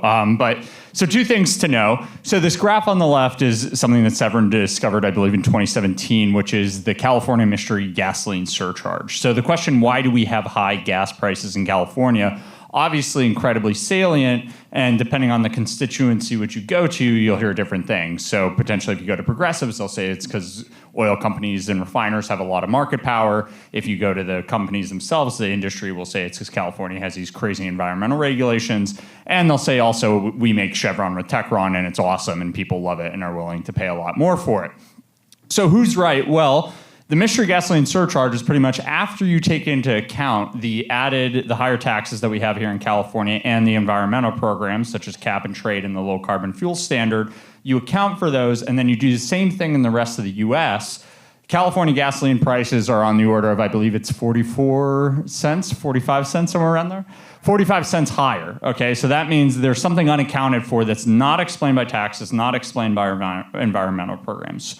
So what's causing this, as Severin has dubbed it, it's a bit of a mystery. So one of the things I think we can get an insight into from this is something that Varsha and her colleagues at the CEC have put together. So what this graph really shows is kind of if you look at this purple line here, okay, and then you consider the blue line, the top of this blue line right here, this line, right? Is where you go? Okay, so this line, so pretty much you can see right here around 2018, kind of later part of the 2010s, what this graph is really showing is this is total refinery capacity and then our consumption. So what's happening here that I believe is very important is pretty much around 2015, the state went from being structurally net long, meaning it produces more than it consumes. So what does it do with that extra? It exports it to places like Arizona, to Nevada. There's a pipeline across to Texas as well, to kind of being more structurally, not always, but more structurally net short, meaning our consumption is greater than what we produce. So what does that mean? That means the state is incredibly vulnerable to disruptions. So if a refinery goes down, 90% of the gasoline that's consumed in the state of California is also produced here. So that residual 10% is coming primarily from refineries in India and Korea or from storage hubs in Singapore, okay? So if a refinery goes down, gasoline demand is what economists call inelastic, meaning people aren't going to change their behavior a whole lot, particularly in the short run. So the amount of gasoline that people require on a day-to-day basis doesn't really change, but now your production changes dramatically. So what do you have to do? You have to bring that in from foreign sources. So from those refineries in India, Korea, Singapore. However, there's a holdup with this, which is that it takes 4 to 6 weeks to get that back into California. So what that really means is there's going to be an intermediate period in which the market is going to clear, as economists would say, by just having very large price spikes. Now, what's important about this, I think, is the refinery complex in California is in fact very concentrated. There's 5 refiners that control 100% of production in the state.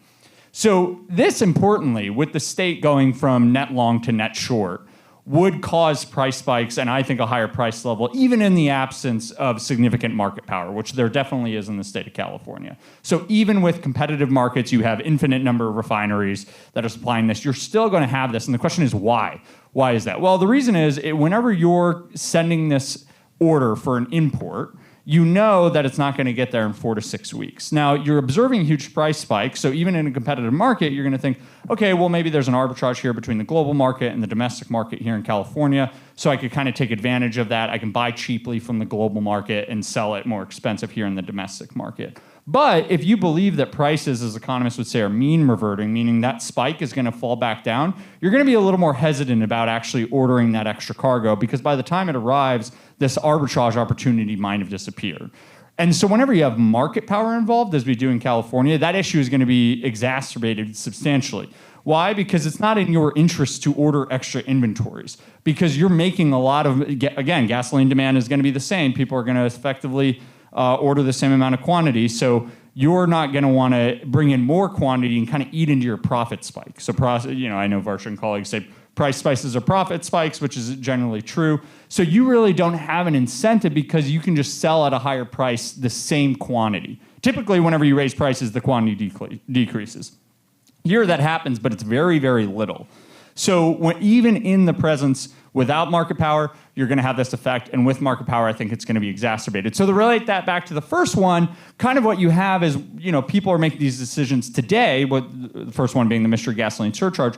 Refiners are making this decision today to make these exports or to make these imports tomorrow.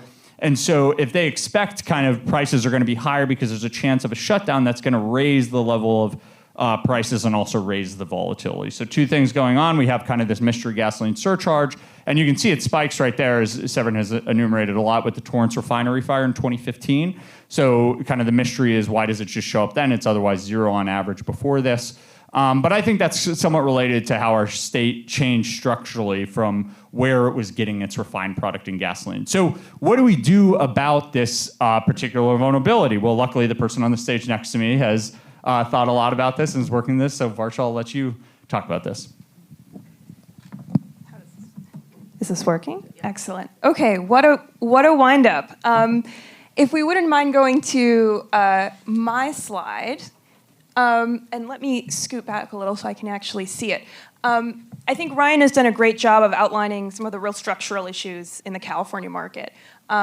And apologies to throw charts at you at DPMO, which is the Division of Petroleum Market Oversight. We're big fans of charts. So are our colleagues at the CEC. I know the vice chair is here. So the orange line is retail price in California, retail gasoline price. The gray line, it looks gray on the screen, is the rest of the U.S. retail price. So U.S. minus California, what the retail price is.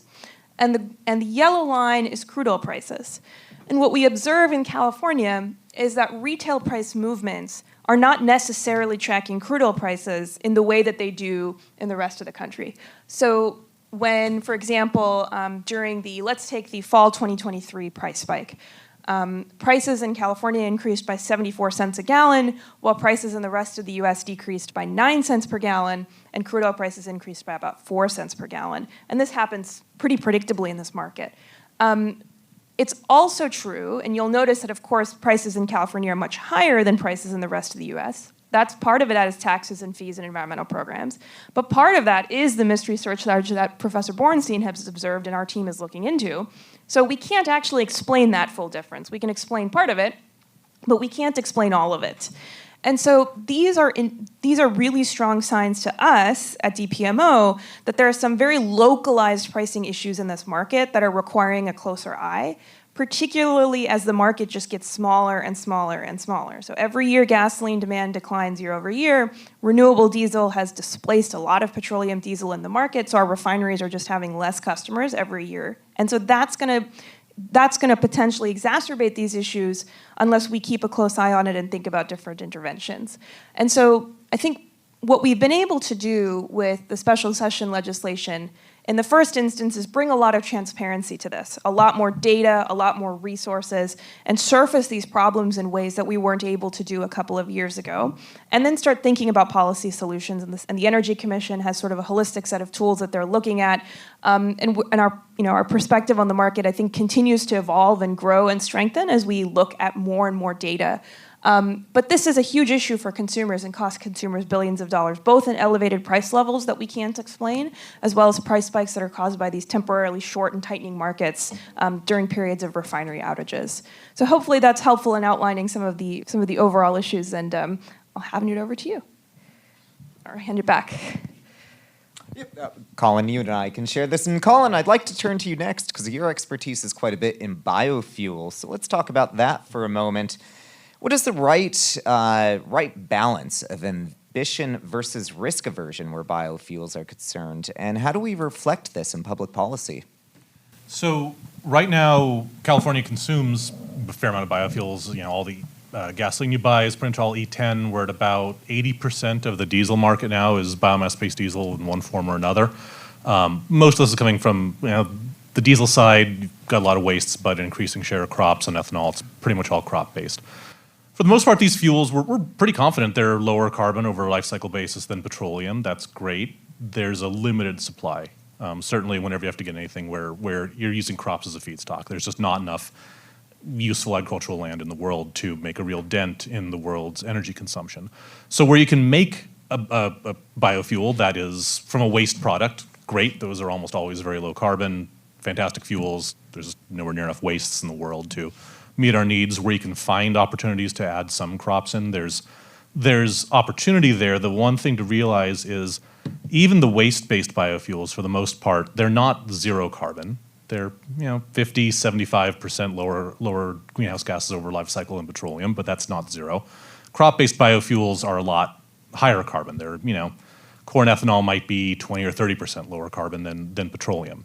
Now, given that we burn 13, 14 billion gallons a year of gasoline, so it's 1.5 billion gallons of ethanol goes with that, 20 or 30% greenhouse gas benefit over 1 billion gallons is not couch cushion money. That's a meaningful amount of carbon. We should embrace that, especially because it's compatible with the vehicles we have and the energy system we have.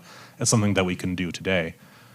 But the idea that sort of the existing biofuel technology can just be sort of scaled and reproduced to take over a much larger share of the energy system, there's just not a lot of evidence to support that. There may be better fuels on the horizon. We continue to be optimistic about cellulosics, just like we've been optimistic about them for the last 20 years. And as someone who's been in this space, my heart's been broken by cellulosic technology many times. I think it's an engineering problem eventually people will solve, but you still can't get around the problem that biomass, there's only so much you can get.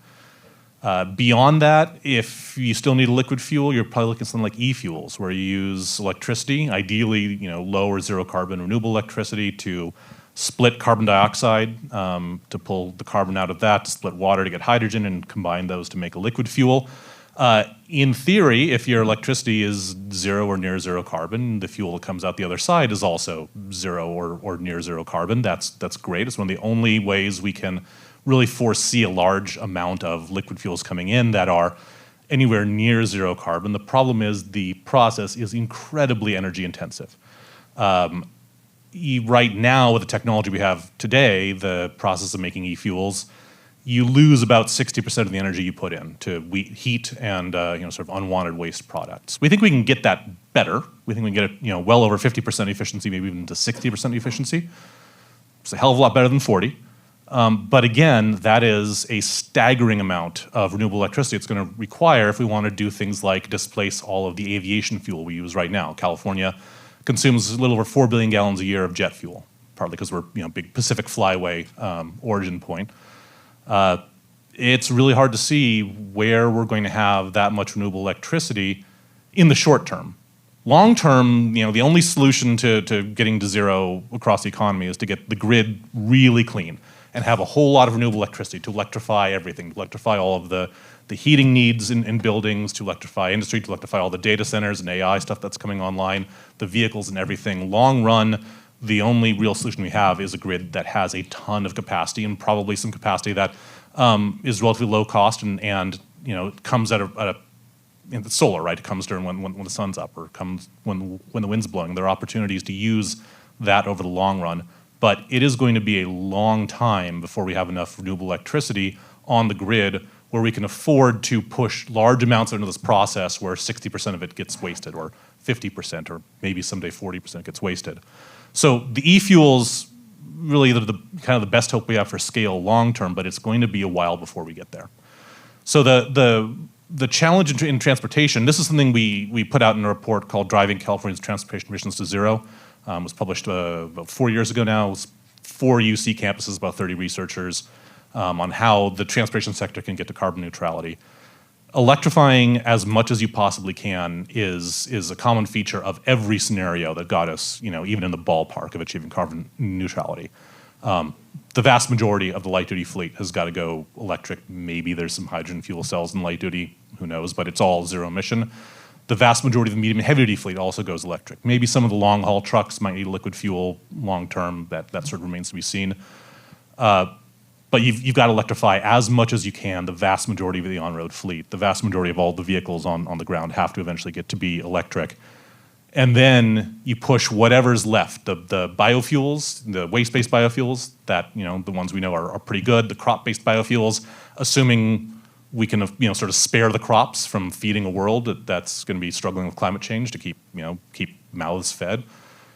The e-fuels, everything else, that's going to go into stuff like aviation, possibly long-distance transoceanic shipping, and a few other obscure, niche applications. But it is tough, in part because even though there's really no way to make the math work out to hit any of our targets without biofuels, over both short, medium, and long terms, we know biofuels can be done badly.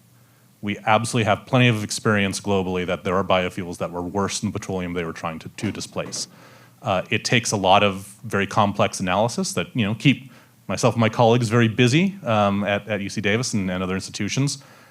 But the tools and the resources are inadequate, and there is a real concern that if you get it wrong and you make big investments in biofuels right now, you are going to be producing something that is not only not helpful in our goal to decarbonize, but actually harmful towards it. Yeah, Colin, I guess a follow-up question to really put a pin in that. Given all the risks of doing biofuels badly, why bother at all? Why not just go in on zero-emission vehicles and electric vehicles and e-fuels? Because on the pace that we have to decarbonize to meet any of the statutory targets that were mentioned earlier, SB 32, AB 1279, any of those, as well as sort of broader global agreements like those in the Paris Accord or that the IPCC has put out, the electric-only approach just can't move fast enough. The rate at which you can bring electric vehicles into the fleet is essentially limited to the rate at which old vehicles retire out of the fleet, plus a little bit of growth of the fleet as well. And in that Driving to Zero report, in the case of California, we looked at a lot of scenarios for EV deployment, and we put some very ambitious assumptions and scenarios to see what's the maximum sort of limit of the rate at which EVs can deploy. And at UC Davis, we've been working on EVs since the 1990s, right? We are big believers, or well, probably we're scientists. We have thoroughly accepted the evidence that EVs are transformative technology in the transportation space. So I assure you, we did not lack for ambition in this, but even on the scenarios where the EV folks are going, hey guys, like tap the brakes a little bit, this is getting a little too out there, you still had 1 billion to 2 billion gallons a year of liquid gasoline demand in California in 2045. There's no way you get to carbon neutrality if that 1 billion to 2 billion gallons is still petroleum. It's got to be something else. Ethanol can maybe give you some of that, could maybe give you more if you had more flex fuel vehicles. There's sort of large drop-in liquids, but there is just no way to make the math work out to let us hit any of our critical targets with the EV-only approaches. If we started 20 years ago, yeah, maybe we could. Maybe at that point the EV-only approach would be on the table, but we didn't, and there's no way to meet those targets without getting some benefit to reducing emissions from in-use vehicles now, through what biofuels we can get, and then dealing with the difficult to electrify sectors in the long run and giving them an alternative to petroleum.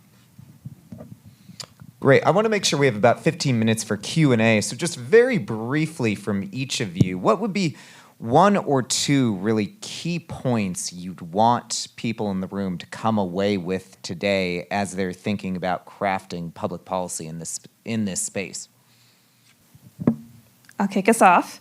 I think I would say this is a really weird market, right? We think about, I think, economics, I think the way that we think about supply and demand is very helpful and helpful as sort of heuristics for us to make policy decisions. But the gasoline market and the petroleum market generally is very concentrated, very sort of specific to geographic conditions. We have specifications that limit the kinds of gasoline you can sell in California, and the market's very concentrated, both horizontally and vertically. And that means that things happen in the market that you maybe don't expect. So, why is it that, for example, in California, branded gasoline is so much more expensive than unbranded gasoline? And it's not the case anywhere else in the country. We have, we can come up with explanations for that.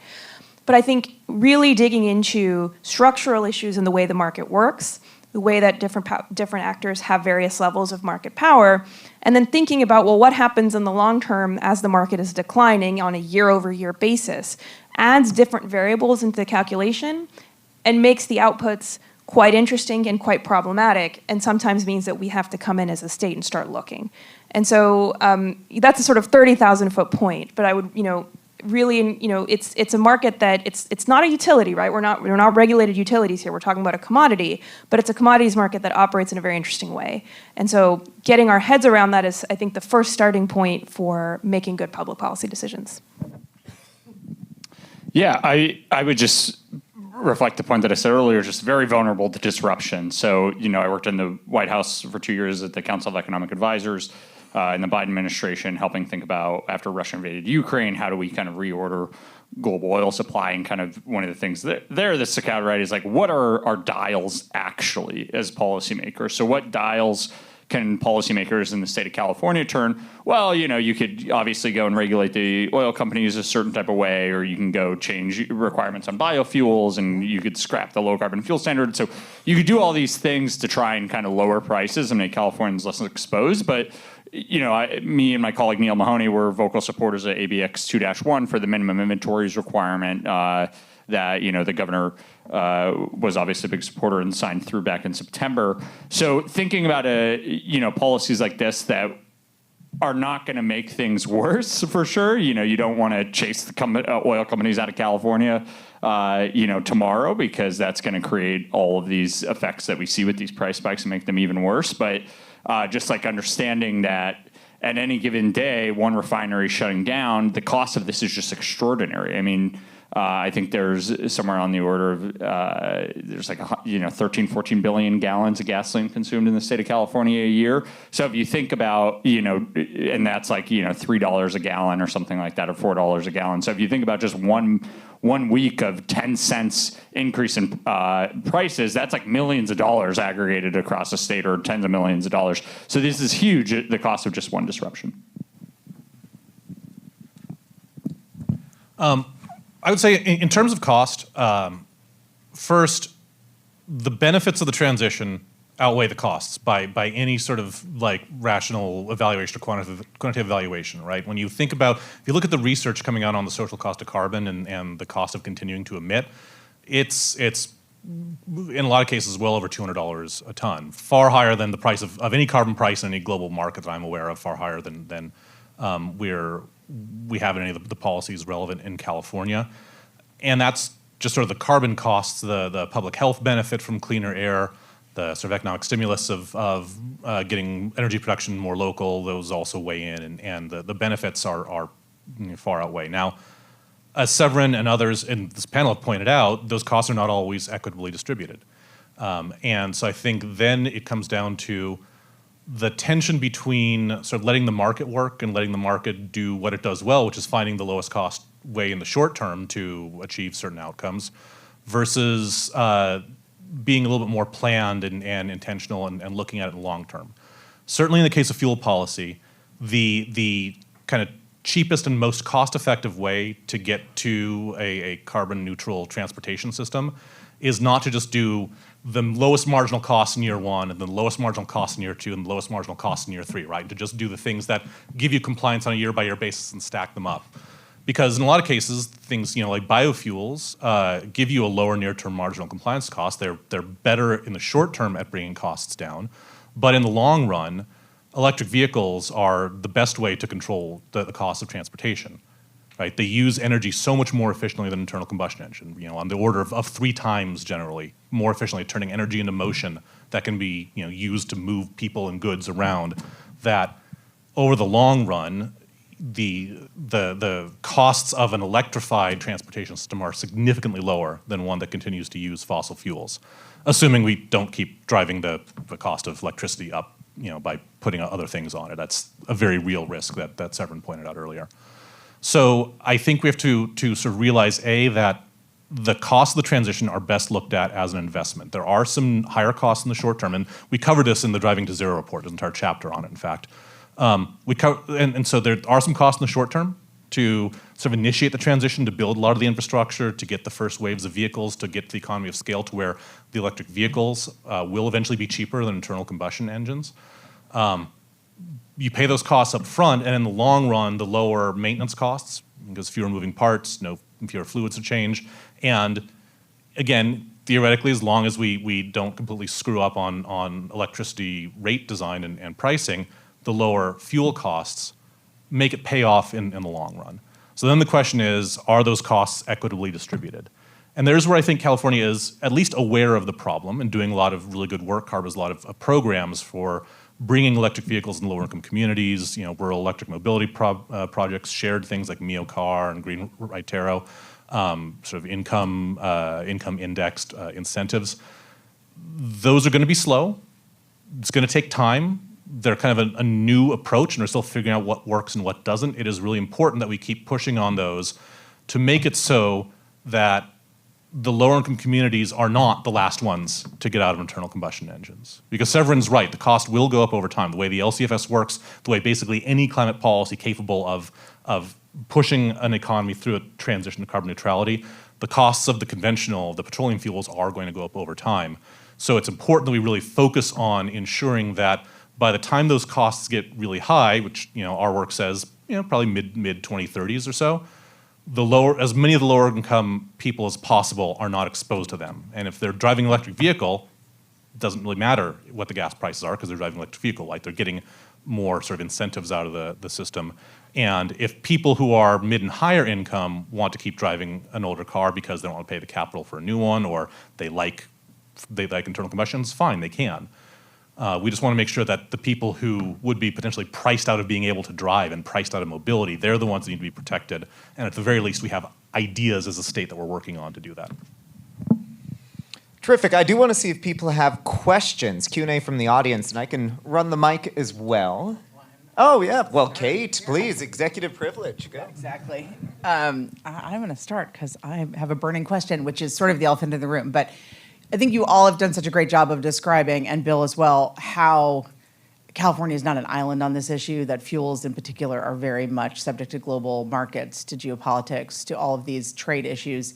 Can you talk about the federal policy situation and what you're seeing in terms of how that's affecting these markets and California's prices? Because it just feels very much like we can try to be insulated from things, but this is a very global market.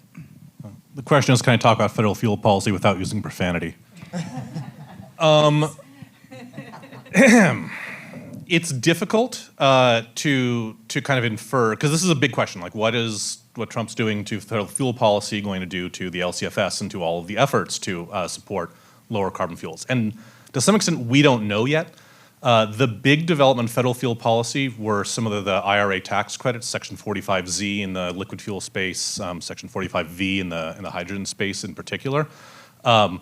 Those he at least has said he wants to get rid of because they're green and they're democratic initiatives. A lot of the industry has committed many billions of dollars of capital over the last several years to ramping up and getting ready to take advantage of those credits and produce the fuels that would benefit from them. And so the question is, will those elements of the industry be able to persuade the administration not to kill those parts? Don't know. It was very difficult to infer a kind of coherent strategy on the topic of alternative fuels out of the first Trump administration. It honestly seemed to matter most who he had dinner with most recently. And at one point he'd talk about we wanting more biofuels to help farmers. Another point he'd talk about giving more refinery exemptions to help the oil industry. So I haven't yet seen anything that gives me a clear sense of where that's going to go. It's not good. There's no, if you care about decarbonizing and if you want to see these projects succeed, whether for the environmental benefit or just to not have billions of dollars of assets stranded, it's not good. Agree, and it's tough to tell what the federal policy is hour by hour the past week. But yeah, this is one thing, as I keep harping on, one thing I worry about is the amount of vindictiveness that the president has been willing to express this time around. In particular, you saw the governor of Maine, I forget what he said. He said they're going to cut off their funding, but it's that vindictiveness combined with his love of tariffs of we're in this super vulnerable position in California where we have to import all this stuff from Asia. So if Trump wants to own the libs here in California, why not just slap a 25% tariff on imported gasoline?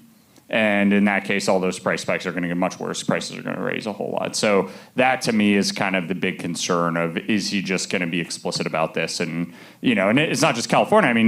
As Severin has shown, Washington State has a mystery gasoline surcharge, I think, for some very similar reasons as well. So he could do it for all the kind of left-leaning West Coast states. That's what I worry about. Now, granted, so far he's given a lot of exemptions on energy and fuels and things like this. So I don't know if he'd go full bore doing that, but that's the concern I have in the back of my mind. Varsha, do you want to comment on federal policy as a state California staffer?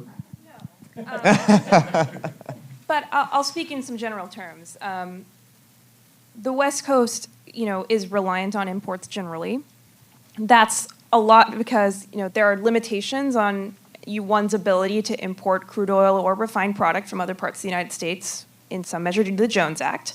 So it becomes more feasible for a company to import product or crude oil from Asia or other parts of the world. And that is, maybe counterintuitive, but that's the reason why the United States can be a net exporter of oil and California is a significant importer. So depending on, what exactly is tariffed and from which countries, that can add to a more volatile situation that we're already sort of having in the market at the moment. There's a sort of countervailing phenomenon where if the market expects a downturn, crude oil prices and gasoline futures will start to go down, and they have over the past couple of days. And so, I haven't checked today. It seems to change on a day-to-day basis. And so I think, okay, Vice Chair is indicating that they have gone down further. That's not because we've, gotten a better hold on prices. That's because the market expects a downturn. And that means that, to the extent that there's an intent to, potentially explore new drilling, open new wells, expand capacity, all of that comes to a halt because the money doesn't pan out for the companies. And so, it's, again, more volatility to an already challenging situation, I think, for California and the West. We continue to watch it closely. It does change on a day-to-day basis. And so it's hard to say. Just one thing on the previous question, Varsha brought it up. Policymakers, if anybody in this room can get a Jones Act waiver for California, that would do wonders for gas prices here. So Terrific. Other questions from the audience? And I invite Bill, any color commentary on your end as well, because I know you have a lot of insight into all of this. Seeing nothing. Oh no, here we. I got a question on the product reserve. Use the mic just because we're recording this. Thank you. Oh, thanks, Ken. I had a question about the product reserve. I know New England has a product reserve, and was curious. I see this differential between us and the U.S. retail price. I'm wondering if we have a sense of how much our product reserve. Well, first of all, I guess their prices are still a little higher in New England than they are in the rest of the country, right? There's some differential there. I'm just wondering if there's how much of the problem you think can be solved with a product reserve, and maybe the timeline on it too. Yeah, it's a great question. So, there was special session last year around legislation that gives the Energy Commission the authority to look at resupply requirements as well as minimum inventory requirements for refiners. I will invite the vice chair when he's up here to talk about actual timing, because that's the CEC and not the Division of Petroleum Market Oversight's decision. But in general, right, in terms of the concept, these price spikes are reflecting some tightness in the market, right? And the tightness in the market is difficult to alleviate on a short-term basis because imports take some time to arrive. And as the market gets smaller, and potentially as we have more exits, right, that need for a buffer and that need for at least some liquidity in the market becomes more and more acute, because you have a very significant increase in prices that can't be alleviated through imports on a short-term basis because we have to take product coming from a couple weeks away. That's a very simplified explanation. In practice, it's a very complicated thing to actually implement, and the Energy Commission is looking at that in a very holistic way, and we're giving input on that process. But I think a lot of what we're thinking about in terms of the spikes is how do we create additional buffer in the market? I think we think about buffer stocks, and we had supply chain shortages a couple of years ago, and there was a lot of conversation around buffer stocks and creating a little bit more slack in the system. We're sort of along a similar line of thinking. The just-in-time logic becomes difficult when you have a refinery outage, a significant price spike, and a very long supply chain. Hopefully that adds some color to the thinking. We have the most cited person of this panel, Severin Bornstein, wants to Oh make yes, a comment. please come in.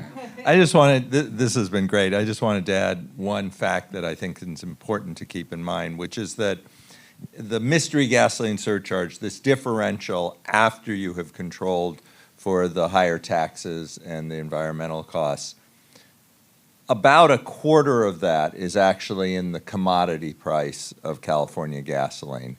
3/4 of it is not. It's downstream. So the inventory requirement and the year prior to that, or 2 years prior to that, the margin penalty are entirely focused on the refining end of the problem, which we should be thinking about, particularly for the price spikes. But the sort of long-run differential, most of that is actually happening downstream. Varsha made the comment about vertical concentration, not just horizontal, that California has an unusually high share of retail stations that have very strong ties to refiners.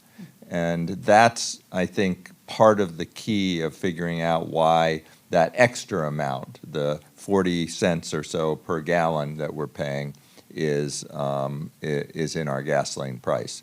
And just to be clear, that's a lot of money, but there is the $1 or so per gallon, which is due to California actually having higher taxes and environmental costs.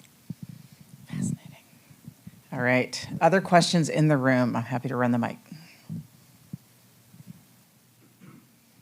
don't mind passing me that? I need to turn that on. If you can all hear me there. Is that another? One other question. Yeah. Wait, you need the mic, though. Wait. You mentioned, I totally get that for light duty, we just don't have enough biomass for, a lot of the, but what percentage of the aviation fuel do you think we could cover with biomass if we fully utilize it? Is there enough there to cover the aviation side? So, kind of depends who you mean by we. So California, almost all the biofuels we consume come from biomass that is not from California. Like all the corn and the ethanol comes from, vast majority comes from the Midwest. In the biodiesel, renewable diesel, soybean oil is not grown in California. The wastes, we're importing tallow and used cooking oil from Australia and multiple countries in Asia. So, if we view that as sustainable, where particularly on the lipid side, on the vegetable oil and the used cooking oil side, where we can sort of consume all of the excess vegetable oil and all the excess waste and residue oils globally, I'd have to go back and look at the numbers. If we didn't, the U.S. produces about 5 billion gallons or so right now of biomass-based diesel, and most of that could, if we wanted to, be shifted to SAF with some small small in the national scale, tens of millions, $100 million invested, but some investments. So we're producing about 5 billion gallons a year of that right now. We're consuming 4 to 4.5 billion gallons of jet fuel in California. So sure, if we want to take all of the sort of biomass-based diesel production in the U.S. and shift most of it to making aviation fuel just for California, we could. I think there's a few other cities, states, airports who would kind of like some of that too. And then also the countries who we're currently importing the waste and residue oils from, someday they might like to be able to produce their own low-carbon fuels using the waste and residues, since those do have such kind of good carbon outcomes. They're the low-hanging fruit of the biomass tree when you're trying to make fuels. So yeah, that is a really complex question that we have to start getting down to. What's our geographic boundaries? How do we define sustainable in a way to put some guardrails around it? Chances are they're at a global level for the 120 billion gallons a year of jet fuels consumed. There's no way biomass could cover more than maybe a third of that.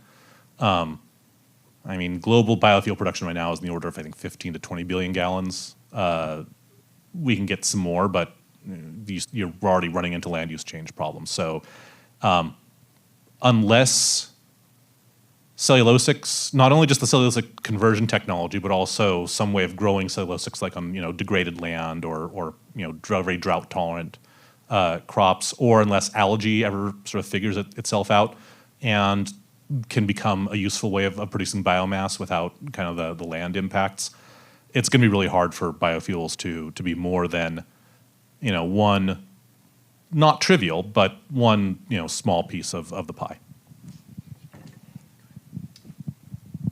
Terrific. Other questions? If not, I'll ask one more to close us out. And Ryan, I presume this is for you, but it's for the entire panel, for everyone who's insights. You talked about vulnerability in the state's fuel system, and of course, Phillips 66 announced a refinery closure in the Los Angeles region in the last few months. What should we know about that refinery closure, and are there any implications moving forward about what that means? Yeah, luckily it's far enough away, so they didn't just shut it down immediately. Yep. And also that refinery was, I think, over 100 years old. So they weren't making a whole lot of money on that refinery in the first place. And kind of for, as Severin mentioned, a lot of where the money's coming from is kind of this downstream in the distribution and marketing of the fuel. So, for right now, again, it's not going to have like an immediate day-to-day impact, but it does increase the vulnerability again, because now they're kind of scheduling. So instead of making the gas and then sending it to all the gasoline stations, they're just going to kind of import it and then use their trucks and their large distribution network to get it out.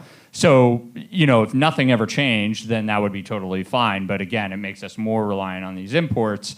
If they're scheduling them out far enough in advance anyways, there might not be that much more of a problem, but still, we have less gas that we're kind of producing in the state. So I think, again, just more exposed to these shocks. And I'll do one last check. This is your last opportunity to ask a question of the esteemed panel here. But if there's nothing, we can close it here. Yep, thank you. Join me in thanking Colin, Ryan, and Barsha. Thank you so much. That was great. I think if we have learning anything here, it is the complex nature of all of these the existing infrastructure costs a lot. Some of it is becoming obsolete. Some of it can be transformed. Things are moving from one thing to another. One of the things about the panels we just did were sort of separated electricities and fuels. A lot of the people working on these issues in California are separated electricity and fuels. But our last speaker before food and drink is somebody who has to deal with both electricity and fuels on a daily basis and think about the interactions between them, not only in the modeling sense and the portfolio sense, but also in the how are they affecting actual economies on the ground sense. Vice Chair Sivagunda, one of my great friends up here in Sacramento, and I think a really important thinker on this stuff, just giving us, come up, Siva, just a great perspective on like, how are you dealing with all this at the state, given the complexity and the overwhelming nature? So good luck. Thank you. All right. First of all, I see a room full of mentors. Like Severin, I don't think I should speak in front of him with authority, but also a lot of colleagues who I've been working with for the last 10 years. Kevin, who has worked at the CEC and had a close friendship with. So I kind of tried to sketch out what I want to say, over the last few days, and I tried to rewrite it. This is how it looks. So I'm going to try to do my best. And the jumbled nature of this is really reflective of the kind of the complexity and what we're trying to do. So I'm Sivagunda, one of the 5 commissioners at the Energy Commission. Incredible honor to be a part of the public service group of people here and during this amazing period of transition that both allows for having incredible conversations, moving things forward, but also risk of making mistakes and having to bring people along to make sure we make some of the tough choices.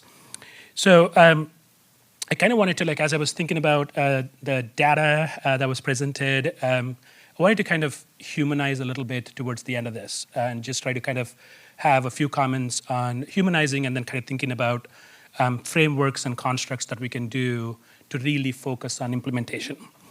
So I want to start with kind of 3 broad kind of stories. So I'll try to kind of do a better job than I tell my kids. They do not like my storytelling.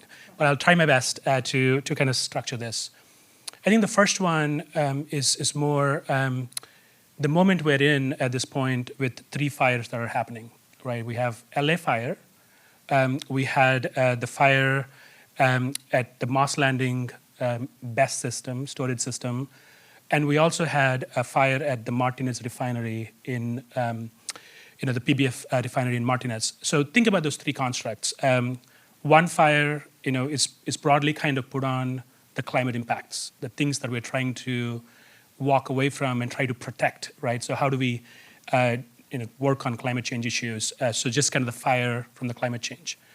One of that, the Moss Landing fire, which is a BESS system, is the solution we are running to, right? So we want storage on the system.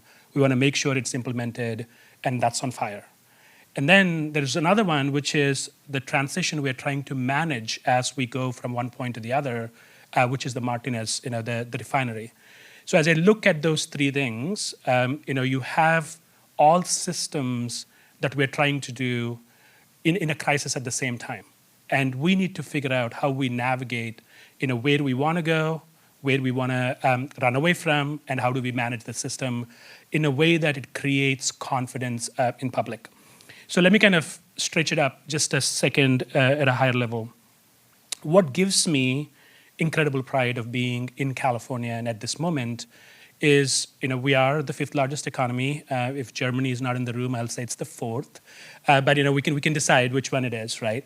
The 5th largest economy, probably Varsha or others might have mentioned, we are the 4th largest user of petroleum in the world, right? 5th largest economy, 4th largest user of petroleum. We're also 1% of the global emissions just as a state. We're also home for more than 100 federally recognized tribal nations.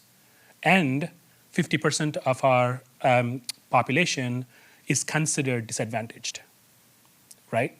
So when you think about the entirety of the situation and then kind of say, we made incredible progress of the last, 10 years, right? So especially the last 5. As of today, I got a new chart, and I will publish it soon. We were in 2023 at 66% zero carbon electricity in California, right? Incredible success. And there are big diversity in California. So now when I think about state planning, and then think about, sitting in Sacramento, trying to kind of craft policy for the state as a whole, the planning can happen at a state level, but the implementation happens at a local level. And the impacts are felt at a local level.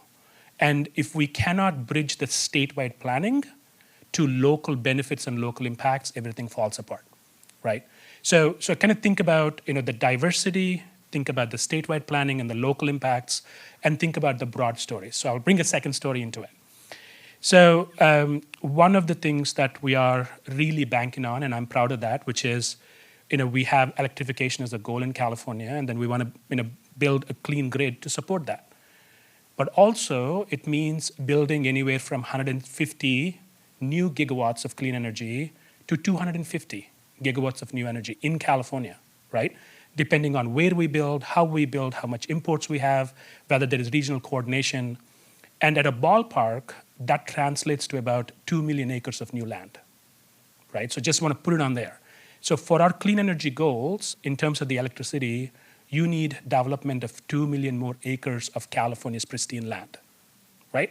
That's something that we just need to honor as a moment, that's something we need to do in our journey. And when we think about decarbonization, we're thinking about distribution upgrades, transmission upgrades, clean energy generation, and building that, building decarbonization and transportation decarbonization. And you do a quick back of the envelope math, that's about $500 billion, right? Again, $500 billion of opportunity to create market and unleash the market to come up with those solutions. So the reason I premise that is kind of this story. So 3 years ago, we went across the state to talk about the CEC, the Energy Commission's core policy document, which is the Integrated Energy Policy Report. So we traveled across and we wanted to really kind of hit counties, go to Oxnard, go to Bakersfield, go down to Imperial Valley and really try to get the story of what we're trying to do and get input. So I want to share 3 stories, and as policymakers, I think we want to think about this.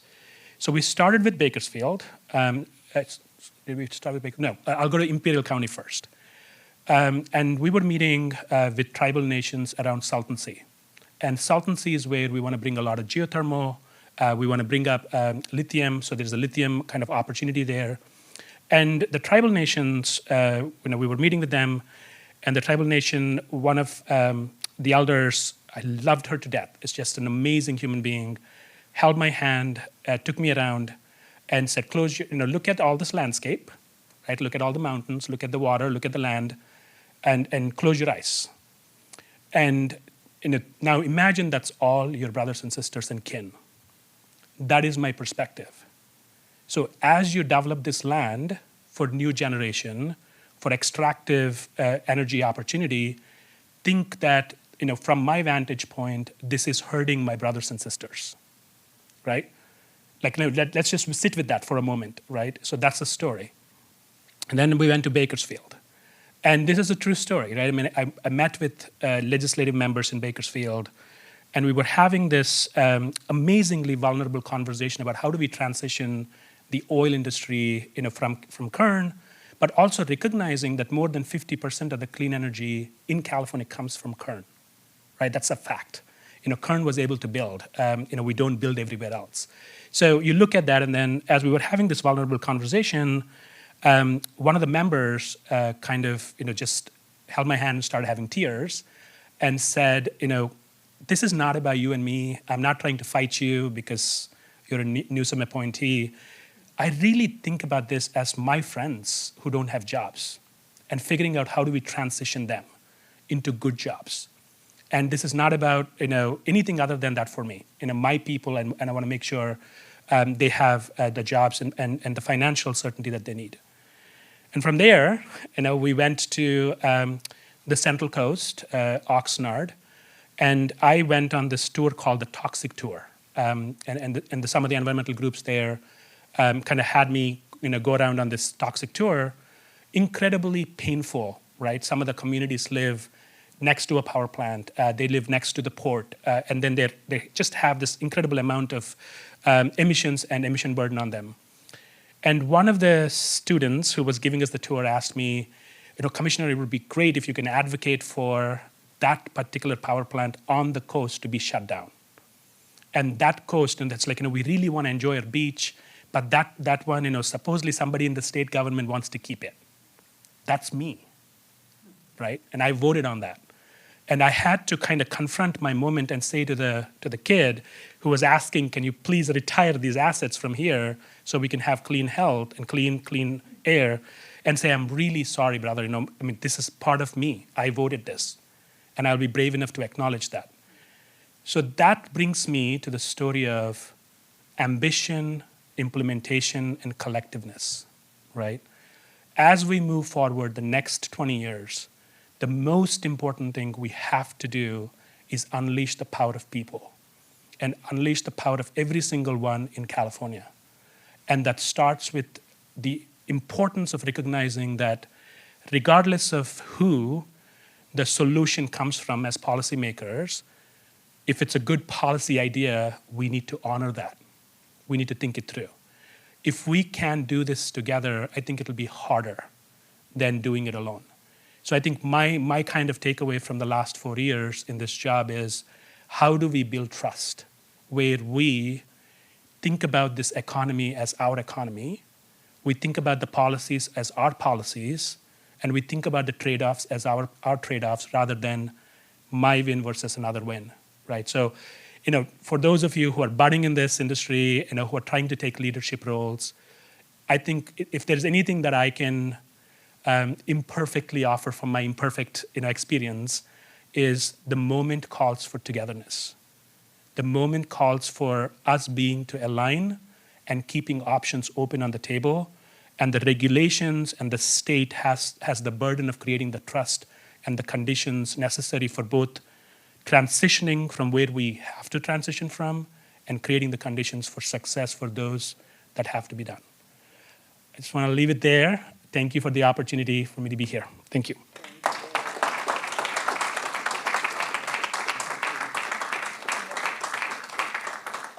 All right, well, we can see why we're glad that Siva Gunda is in the job he's in. Thank you, everybody. Really thrilled people were able to make it. We have what you've all been waiting for, which is food and drink, including another one of my board members, Lenny Mendoza, who owns Half Moon Brewery, gave us some of their very good beer. So we've got that and wine and some food. For those who have friends in legislative offices that weren't able to come over, please feel free to text them and tell them to come over and have some food, because we have a lot. And this is just as much about networking and communication and talking to each other as it is about hearing from the panels. All of this is recorded. We will put it on our website, and we will also send it out to offices. So please feel free. If you got friends who want to eat and they're still at work and they want to come over, please let them know they can do that. And meanwhile, thank you all for being here. Thank you to the panelists, thank you to the speakers.